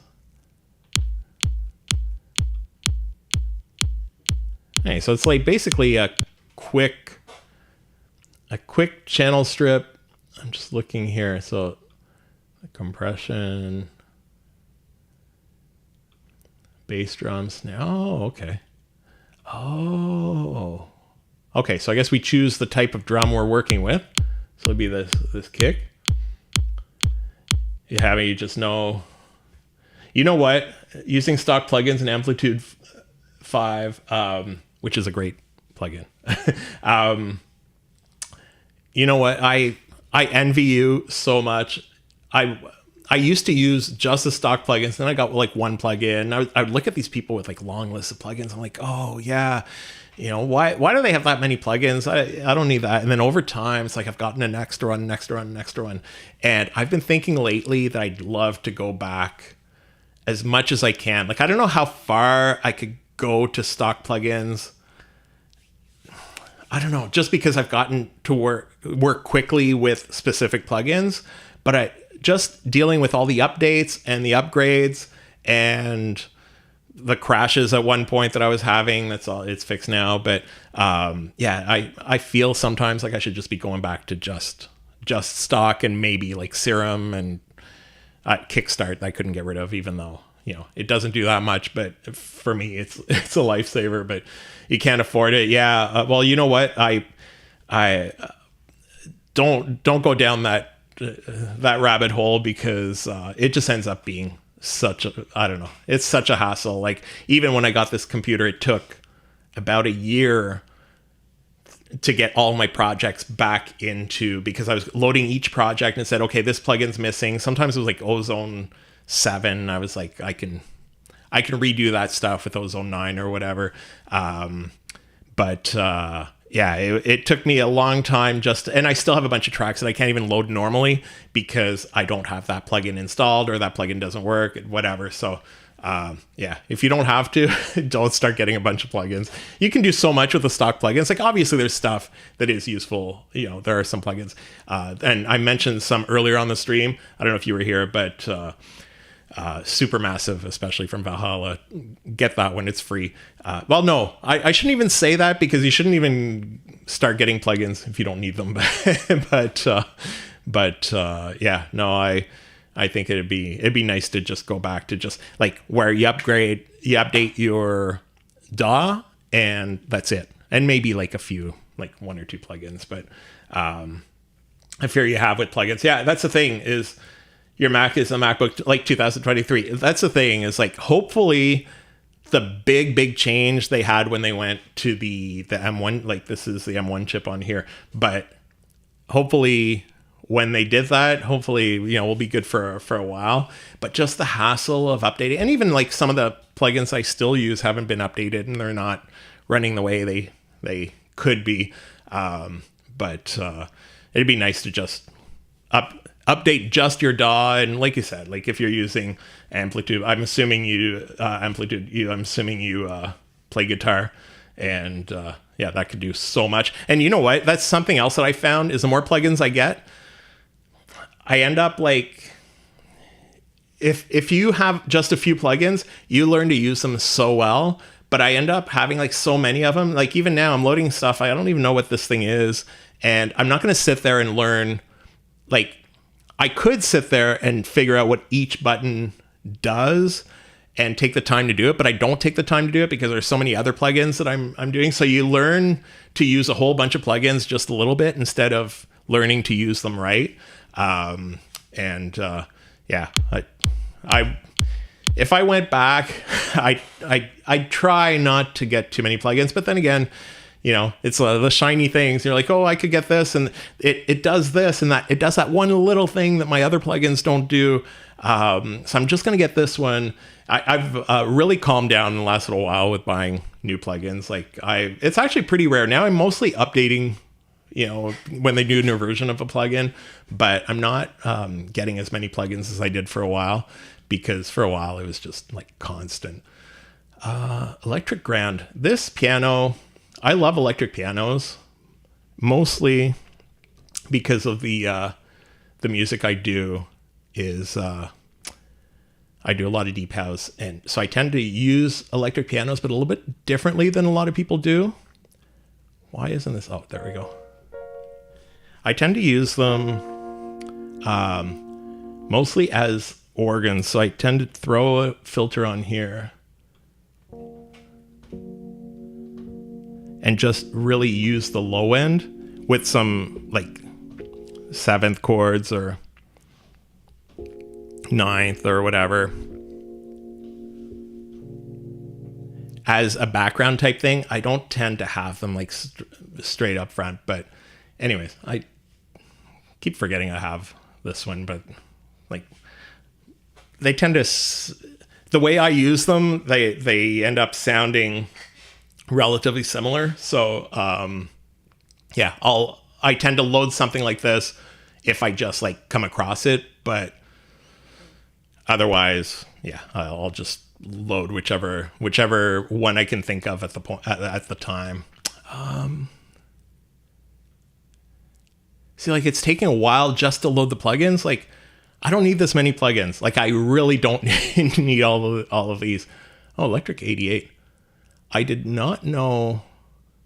See, okay, I knew I had the 80. I didn't know I had 88, and I didn't know I had the 200. I don't even know.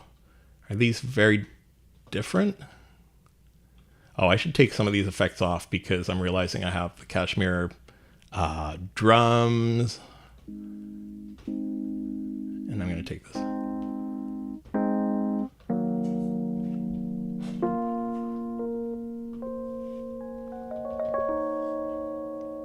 Interesting.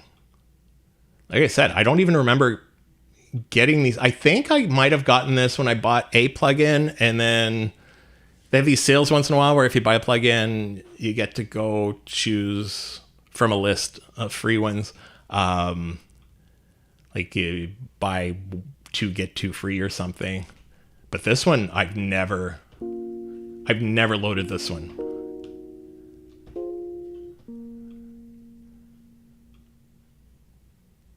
I don't want the samples. I just want to... Oh, maybe we can't...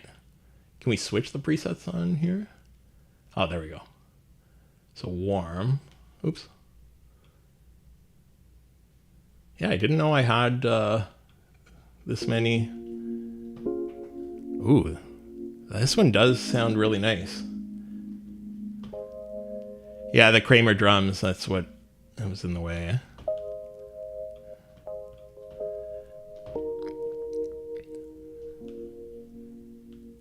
Oh, I really like the sound of this one.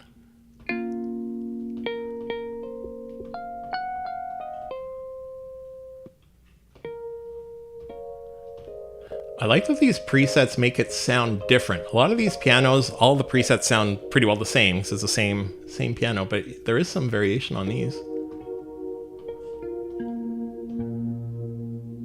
This is how I test pianos. I'm going to go way down here. Yeah. For electric pianos, I love using them for bass, where I will take them and then just take this auto filter and even like just almost as a sub bass. This one doesn't, yeah,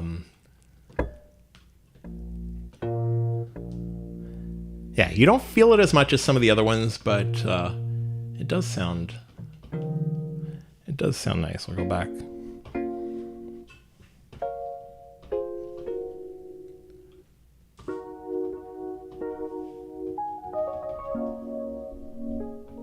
Yeah, this sounds nice. I like this one. I feel like it's missing a little bit of low end, but again, that might be something we can fix up, obviously with EQ, but I might be able to, there might be something here. But interesting. I didn't know I had this. See, all of these are either ones that I chose, or this might be, I don't think it is, though. It might be in that Horizon bundle, but I don't think it would be. Element Stereo. I remember the name. Oh yeah, this is actually, I like this synth, and I'm working on a sound kit for the Ableton Move, and this has been my go-to for it. I don't know, I've been able to get some really interesting sounds out of it. Actually, here we go for Ableton Move packs. Just so play.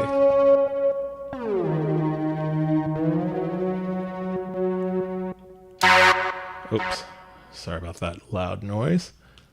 So I should be throwing a limiter on here, but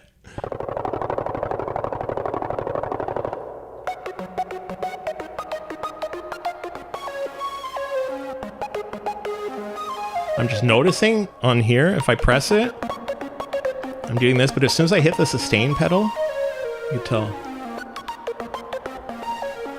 Wow, I'm not sure what the sustain pedal is actually doing. But you can tell when it's doing this, that it's on. And then when it's off, it's just more choppy like this. Wow. Okay. I have to try to remember that. But anyways, yeah, I do like this synth. There's something about, I think it's because everything's on one page. So I tend to use Serum a lot, but you're always switching between pages. And I wish on Serum, I actually asked them the other day if there's a shortcut to get between the different pages, and there isn't. It'd be nice if they did add one, but this one, just having everything on the same page is sort of, it's nice to get some quick sounds out of it. So I don't even know what this EMO is. Looks like it's some sort of a filter. It basically just looks like the auto filter from Ableton, but EMO generator. I think this one was where you can make a sine. Yeah, you can make a sine wave. You can generate like simple sounds. I guess it could be useful for some stuff. But EMO. What's Enigma? Instrument VSTs are more like worth buying. Yeah, I understand the finding some interesting VSTs, and you can do a lot in like with what's built into Ableton Live. Vital, I know, is one that a lot of people go for. It's basically a free version that can do a lot of the things that Serum can do. If you can afford it at some point, I find Serum is my go-to and has been for years. And they have it on Splice where you can pay monthly. The only thing is now it's on sale and you don't get the sale price if you're paying it off on 1 month at a time. But it is an interesting plugin if whenever you're able to afford that, because it's that one synth that will do any sound you need. Oh, you do have it? Okay, well, there you go. Oh, Vital probably. And yeah, you can you can do so much. Like that's the thing too, is once you have too many plugins, you're not learning each one, like to use each one. You're just learning a little bit on each. And yeah, for Vital, yeah, it can do a lot. It'll get you a lot of it'll get you a long way, just Vital with and Ableton. And then once you use, like the more you use the effects in Ableton, like you're able to shape the sound so much and more, the more every time they do a new device. And some of the new devices, there was one new one, I think it's the expressive chords that they actually have. I'm not sure which version of Ableton Live you have, but it'll work with the intro version as well. And it's a Max for Live device, which is weird that it would work on the non-Max for Live versions. But so anyways, there's a lot that you're able to do there with your sound. So, Reaper and Logic. Yeah. So, I mean, they all have plenty of effects to keep you going. They won't have that expressive chords, but yeah, like that's the thing. It's like people think that you need every single plugin and whatever. And like I said, I regret getting so many. I don't know if I necessarily regret it because they've been useful to me, but I find like just the fact that I am doing a stream of the plugins I forgot I had, and this is my third, like I had to break it up into 3 parts. Like I have too many plugins and I'm not using, like I'd say there's probably, it's maybe that 80-20 rule. Like I'm probably using 20% of my plugins extensively, and then the other 80% I'm hardly using. But then I'll use one in one specific track, so I can't get rid of it anymore. And I have so many unfinished tracks and whatever. So yeah, I don't even know what this one is, and might have to go back and get some sort of a.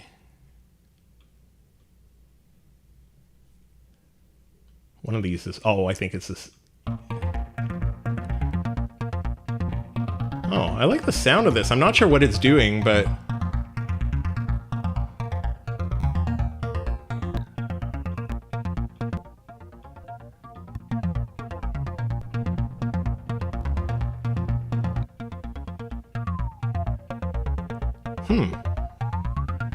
The filter that's like oscillating up and down, like. I don't know. What is this plugin? Let's find out. Waves, Enigma. Okay, so modulation, time delay, frequency shift, and filtering effects. Okay, so I guess this is what it's supposed to be doing, this stuff here, but the only thing I worry about this one, like that earlier one,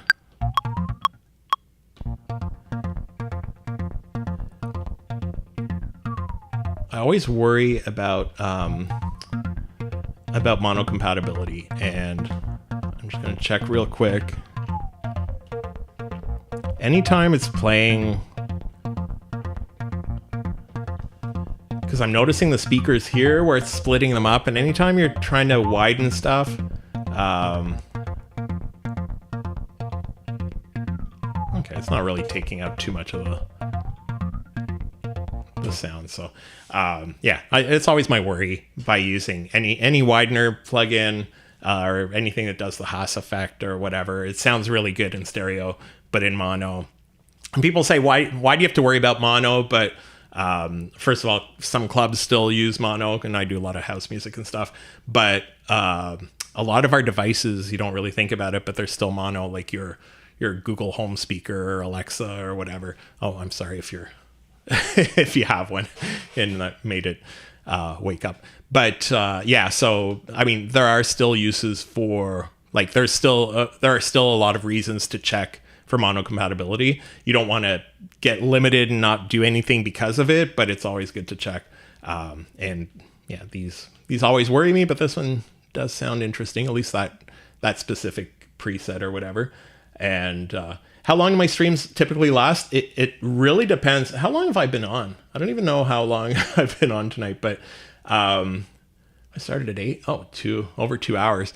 Usually the last ones have been about an hour, 40 minutes, but it just happened to be that way. It just ends up being where I'm, ready to stop. But sometimes they'll be shorter. It depends on what it is. Like I do a lot of streams for updates on if they do an update to Ableton Live or Reason or Ableton Move or other stuff like other plugins, whatever. So sometimes those tend to be a little bit shorter if it's just something short. Maybe it'll be a 20-minute, half an hour. A lot of them end up being probably about an hour, and lately almost 2. So it depends so much. So I try to do these relatively regularly. A lot of the time I'll do them if it's a bit of a busy week and I wanted to actually upload a video and I'm realizing that it's not going to work this week. I want to at least do a stream and get something out there, and then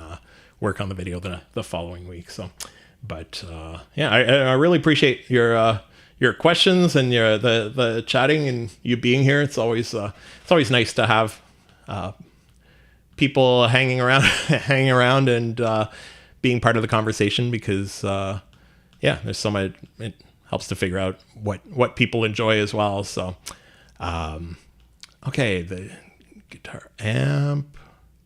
I'm gonna skip the stomp boxes, things like this. I mean, we can pretty well figure out what these will do. I have no idea. Piano centric. And I didn't even put that little purple dot, so I have no idea. I'm assuming this is some sort of a piano. Oh, just a 1 button. Okay, we're going to take this one out.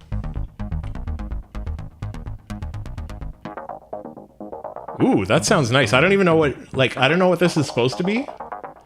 This section is waves. Yeah, I'm trying to get through it as quickly as possible, but I have that Horizon bundle and I got so many of them over the years. So this section here is waves, and then I do have, holy smokes, we're not going to go through all of these, but there's a few developers left. It's alphabetical order, so we're at the W's now. It doesn't seem like there'd be that much where they're, where we are, but there's so many from waves. I think I'm going to start skipping a bunch of these, maybe jump to, but I don't know what this is, but I love the sound of this filter.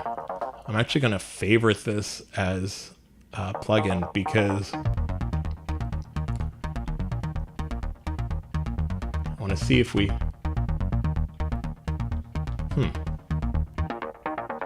Anyways, I don't know what this is, but it's good. We're going to skip a bunch of these waves. This one, the convolution reverb, is interesting, but it's a convolution reverb like the other ones. Key detector. That's interesting, because I didn't know I had this. I'm looking for really interesting ones that I feel that I could use. Oh, this one takes a really long time to load.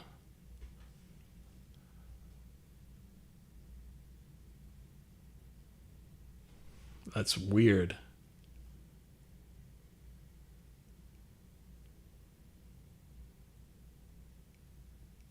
You get to a point where you think, okay, are we just gonna can't quit Ableton Live and go back in because, Yeah,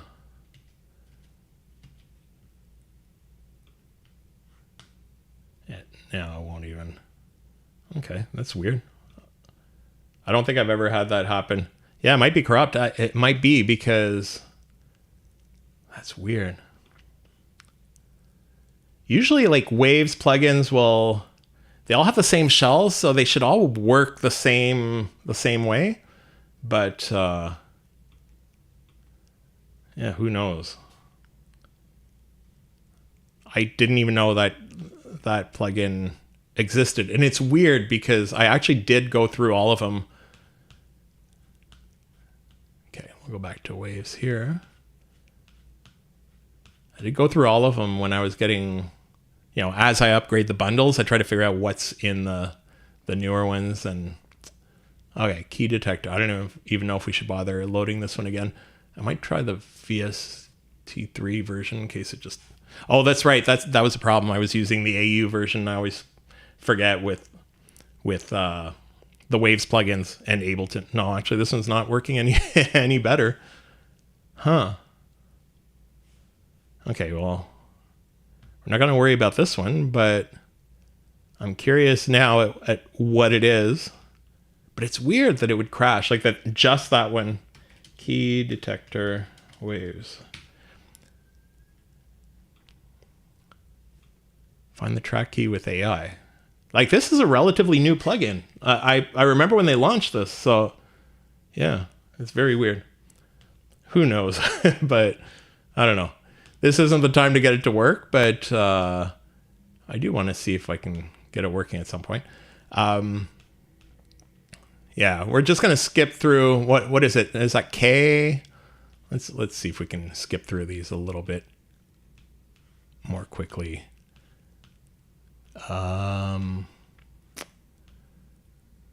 Yeah, I'm trying to figure out if we should even bother with these. We'll look for something really interesting, but most of these are just effects.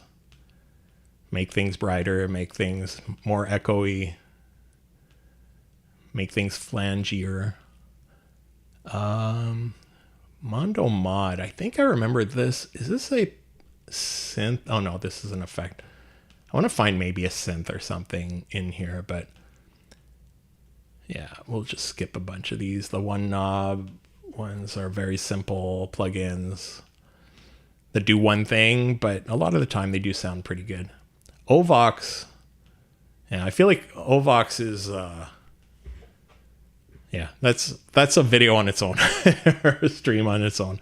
Paz. Yeah, see, so many of these I don't even know what they do. The Puig Tech, which is basically a pull tech. Q clone. Yeah, let's just jump past a bunch of these. RBass, which a lot of people say is amazing. I have to use that one a little bit more, but Retro-Fi I'd like to use a little bit. I do tend to do lo-fi music here and there, so it could be useful. Looks like a toy. It looks like a toy from the 80s. Silk Vocal. Actually, I didn't know I had this. Interesting. This one I want to try at some point. Smack Attack. All of the SSL. Studio Rack, Super Tap, which is a delay, fancy delay with like a whole bunch of them going at the same time. Ultra Pitch, which I actually forgot I had. Oh no, I thought there was a different one. There's one that's sort of like Little Alter Boy, and I've been wanting to do a video where I compare Little Alter Boy and then the equivalent from Waves and another one. So Silk Vocal is very popular. It does look nice. Just to test it, I think that'll be for another time to actually sit there and test it. But I'm gonna check it out. This is a relatively recent one, right? Like, I feel like this is from the last couple of years, but I didn't know I had it. That's the weird thing. It must be, hold on. Let's find out here. Silk Vocal Waves. I'll find out which, Smart EQ and Dynamics for vocals. Oh, so is this the equivalent of, I think I remember buying this. Oh, I'm glad I'm doing this stream, and I'm glad you mentioned it. Is it the equivalent of Soothe, that a very expensive plugin that a lot of people use? I'm wondering if it's sort of similar to that. And wow, I didn't know I had it, but let's see, included in. Yeah, see, I don't have any of these, so I must have bought it. Okay, so that was a waste of money until now because, yeah, I really, like, seriously, Reed, thank you so much for mentioning that because, yeah, I obviously paid money for this and I haven't used it. So, okay, I'm going to try this at some point. Wow. And I think it's relatively recent. Yeah, kind of the same. Like, I'm assuming it's built a little bit more specifically for the frequencies from vocals and stuff, but I think this could be very, very useful. Submarine is one that for the low end, and I actually sort of forgot I had it, but I wouldn't have forgotten for too long because I tend to use TE100 from it's not by Plugin Alliance, but that's where they sell it. And I've been using that for the low end lately, but this one is my favorite for low end. It'll basically, you can do 1 octave down and 2 octaves down depending on how far you want to go, and your sound. You're able to go all the way wet to figure out just what's coming out of this plugin. But anyways, if you need something to boost up your low end, this is the one to go for. This Silk Vocal, I'm really impressed. I got to figure out how much I paid for this thing and why I haven't used it yet. Okay. Ultra pitch. Oh, Vocal Bender. This is the one that's the equivalent of Little Altar Boy. And I've noticed using them side by side, I thought this would have been a useless purchase because I had Little Altar Boy, but I've noticed that if I want to take a sound, I throw this on and Little Altar Boy and I go in between, and each sound will either sound good in here or it'll sound good in the other one. But whichever one it sounds good in, the other one won't sound good. Like, if that makes sense. So yeah, I've been really happy with this one, even though I haven't used it in a long time. Vocal Rider, which is the same as the bass rider we mentioned earlier. VU meters. I tend to use this just to look at. I've always loved the look of VU meters, but it's almost useless.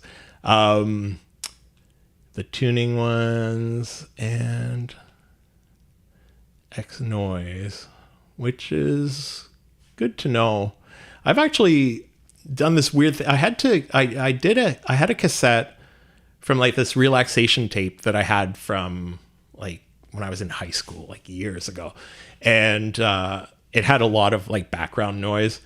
And I was like starting to figure out what I could do in Ableton Live to make the sound right. And then I was like, you know what? I'm going to take it into DaVinci Resolve, which is a video editing software. It's not even a DAW. And it did such an amazing job.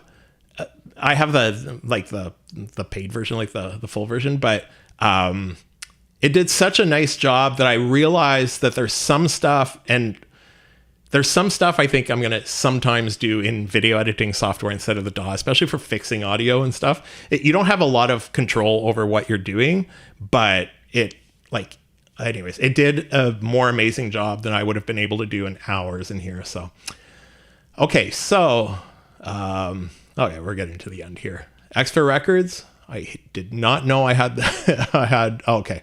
I didn't know I had this many, but it's just this DJ filter. Okay, this filter, I don't know if you guys know about, I didn't even know I had this. Wow, this would have been useful for a lot of stuff. DJ filters technically will have this area here where it's just zero. It's basically a low pass filter and a high pass filter built in. I mean, the LP, HP. But there's something about the feel of going from, oh no, this is the on off. There's something about the feel of going from one end to the other. It could be done in Ableton Live if you had to work, or any DAW if you work through it and whatever. But having it go from the extreme high end, like let's just full loop. I'm just gonna find a drum loop, just something random. Okay, this will work. Okay, I'll throw it on an audio file here, and I'm sorry, that was very loud. And then we'll go back to these plugins here.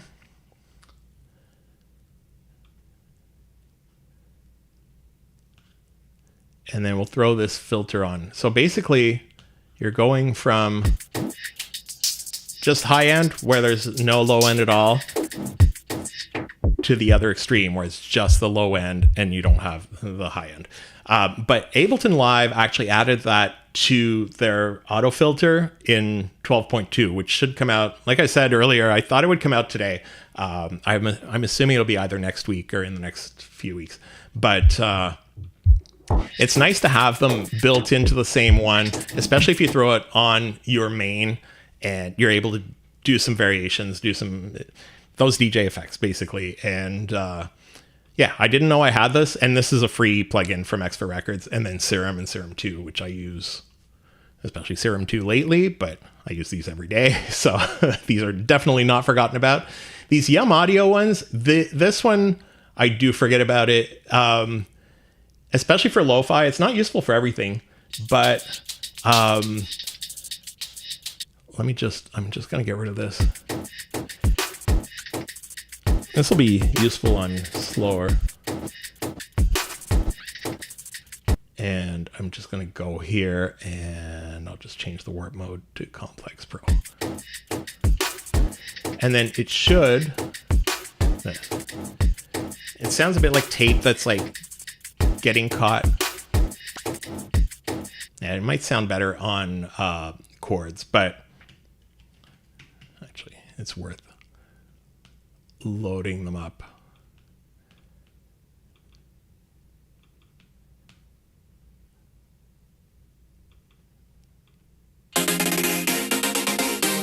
Yeah, I want slower chords. But anyways, if you have chords, it'll basically have that drop effect.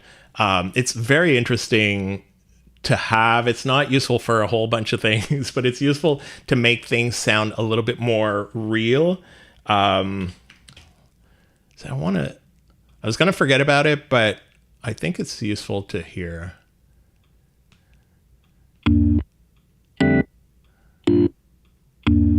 Okay, you know what? We're going to throw it.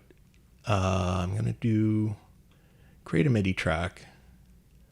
I'm going to throw it in here. Oops.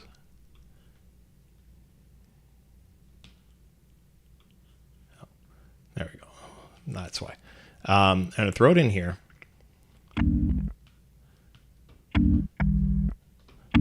So if we do,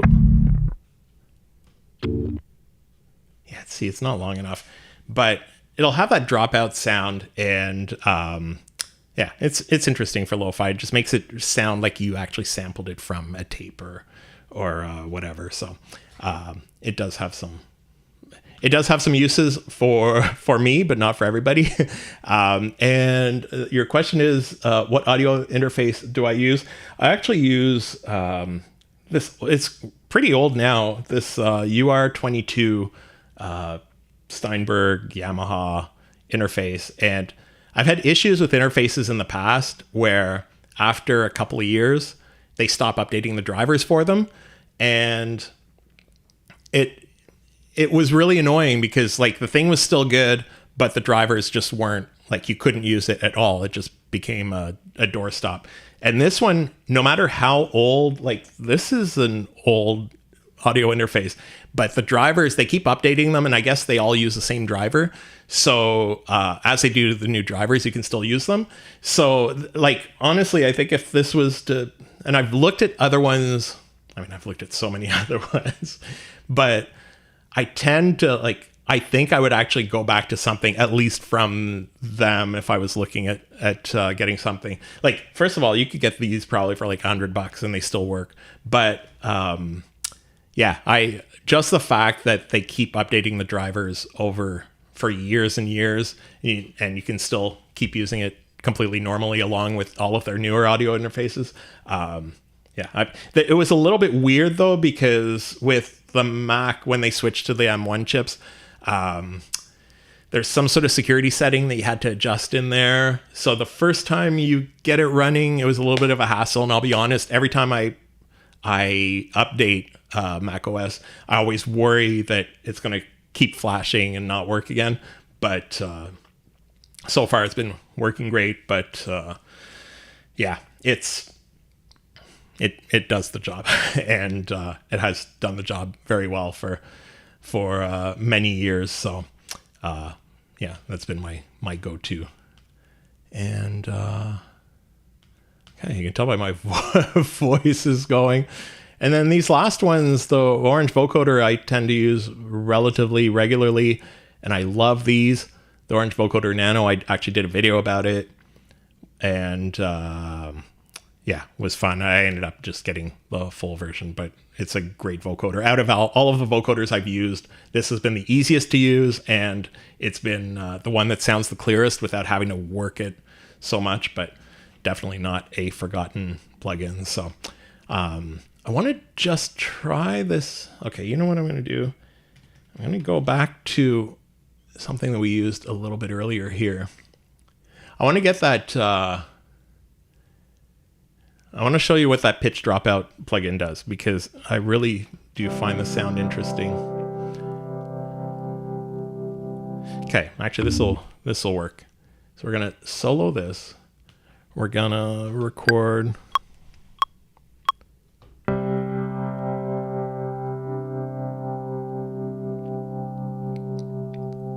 I think this will be perfect for it. And then we're going to go to this audio dropout. I think we had it here. Yeah. So we're going to put it on this other lane instead, on this other track.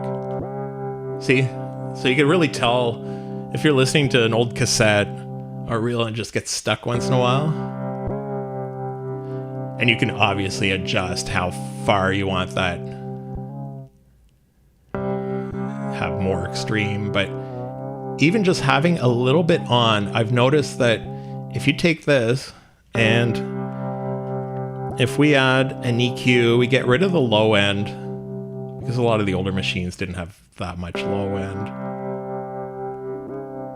So then it's something like that. Those little imperfections just make it sound real. Like it makes it sound like you're recording a cassette and the cassette's got something wrong with it. If I used it extensively, you want to bring this chance down, like if you're using it for a long time, because otherwise it's just too often. You want to have just a once in a while. And I might automate. We should be able to automate. Yeah. Yeah, the chance we can adjust, the amount. So automating these will help at least make it sound more real, because it's not always getting stuck. But anyways, it's a nice little plugin to get some little effects. And from who? For this plugin, it's Yum Audio. And it's this one here. What is it? Pitch drop? But you have to wait for it to be on sale, because it's like, if you're looking at that, because it's, yeah, like $104 Canadian. It's basically probably what, 70 bucks US. And like, I didn't pay nearly that much. I can't remember what I paid, but it was on a much better sale than this. So, but yeah, it's an interesting little plugin. Like I said, it doesn't really do that much. You could probably find a way to do it right in the DAW if you needed to, but it's an easy way to do, yeah, to have that effect. I tend to do this, and then if you add a little bit of ambience behind it, there's a plugin I mentioned earlier called from Noise, I think, and I think that's a free one. I can't remember what. Man, do we have it here? Yeah, noise. Oh, that's why 2 eyes. You add this noise filter with, if we do ambience, we'll find even like Rice Krispies or something. Or,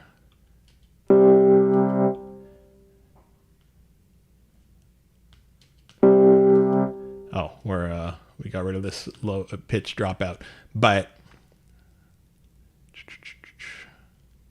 okay, if we do this, we add the ambience. So yeah, let's do Rice Krispies. And then when we go here, turn this up a little bit. So you can tell where it's like crackling, and we could probably get something that sounds a little bit more like a cassette. There's like rainforest, whatever. Even vinyl. So we got the vinyl, which is sort of weird because that pitch dropout is usually related to cassette. I guess it does feel a little bit like if you were to stop the record when it's playing. So I guess it does sound a little bit like it could sound a little bit real, but if we want to have some sort of like even just ambience. No, this isn't the one. But anyways, you can work through a different, this noise filter is an interesting one as well. But yeah, you can give it a little bit more of a feel where you're making it sound sampled. And I like to do that because I can't use samples. I do music for television shows and you can't sample anything. So I like to fake my own samples so it sounds like it was sampled, but yeah, it's just my own sound. So anyways, that's another interesting little plugin, and we finally made it to the end to add the Z's, and yeah, it took three streams, and this one was 2.5 hours long. I didn't even think it would take that long for this one, and if we hadn't skipped through a bunch of the Waves ones, we'd be here till tomorrow. But yeah, anyways, it was an interesting series. It helped me rediscover some of the plugins that I had. I hope it helped you like discover some plugins you didn't know. And like I said, a lot of these are that we went through are free, and like especially these here, not the UVI ones, the VSL one, the Vienna Synchron Player, and another free plugin. If you were mentioning plugins, Reed, I don't know what kind of music you make at all, but if you ever need orchestral sounds, this I always tell people, I don't even remember going through this one. I guess we did on one of the earlier streams, but BBC Orchestra Discover. This plugin used to have to do a survey, and then after 2 weeks they would send you the code. It was like this big complicated thing. Now they just have it for everybody, and it's the best sounding orchestral sounds that I've ever heard in any plugin, especially free plugin. Yeah, obviously some of them are more advanced, the really expensive ones, but yeah, if you're looking for a way to add some orchestral sounds, and the sounds from it are actually like, I don't know, the sound is perfect. You're able to do a certain number of adjustments on them, less than you can on the full versions, obviously, but it's got more than enough for what most people are doing. So anyways, that's another interesting little free plugin that's worth it. So anyways, okay, I think it'll be bedtime for me soon. No, actually, still early, but anyways, yeah, I think it'll be time on the couch time. Yeah, anyways. Thank you so much for everybody for being here, and thanks to everybody who was in the chat, everybody who just dropped by and spent some time with us, and yeah, this was a lot of fun. So yeah, I guess that's it. I'll see you guys next time, and thanks so much. I really appreciate every single one of you that's here and that watched any part of this stream. I really do appreciate you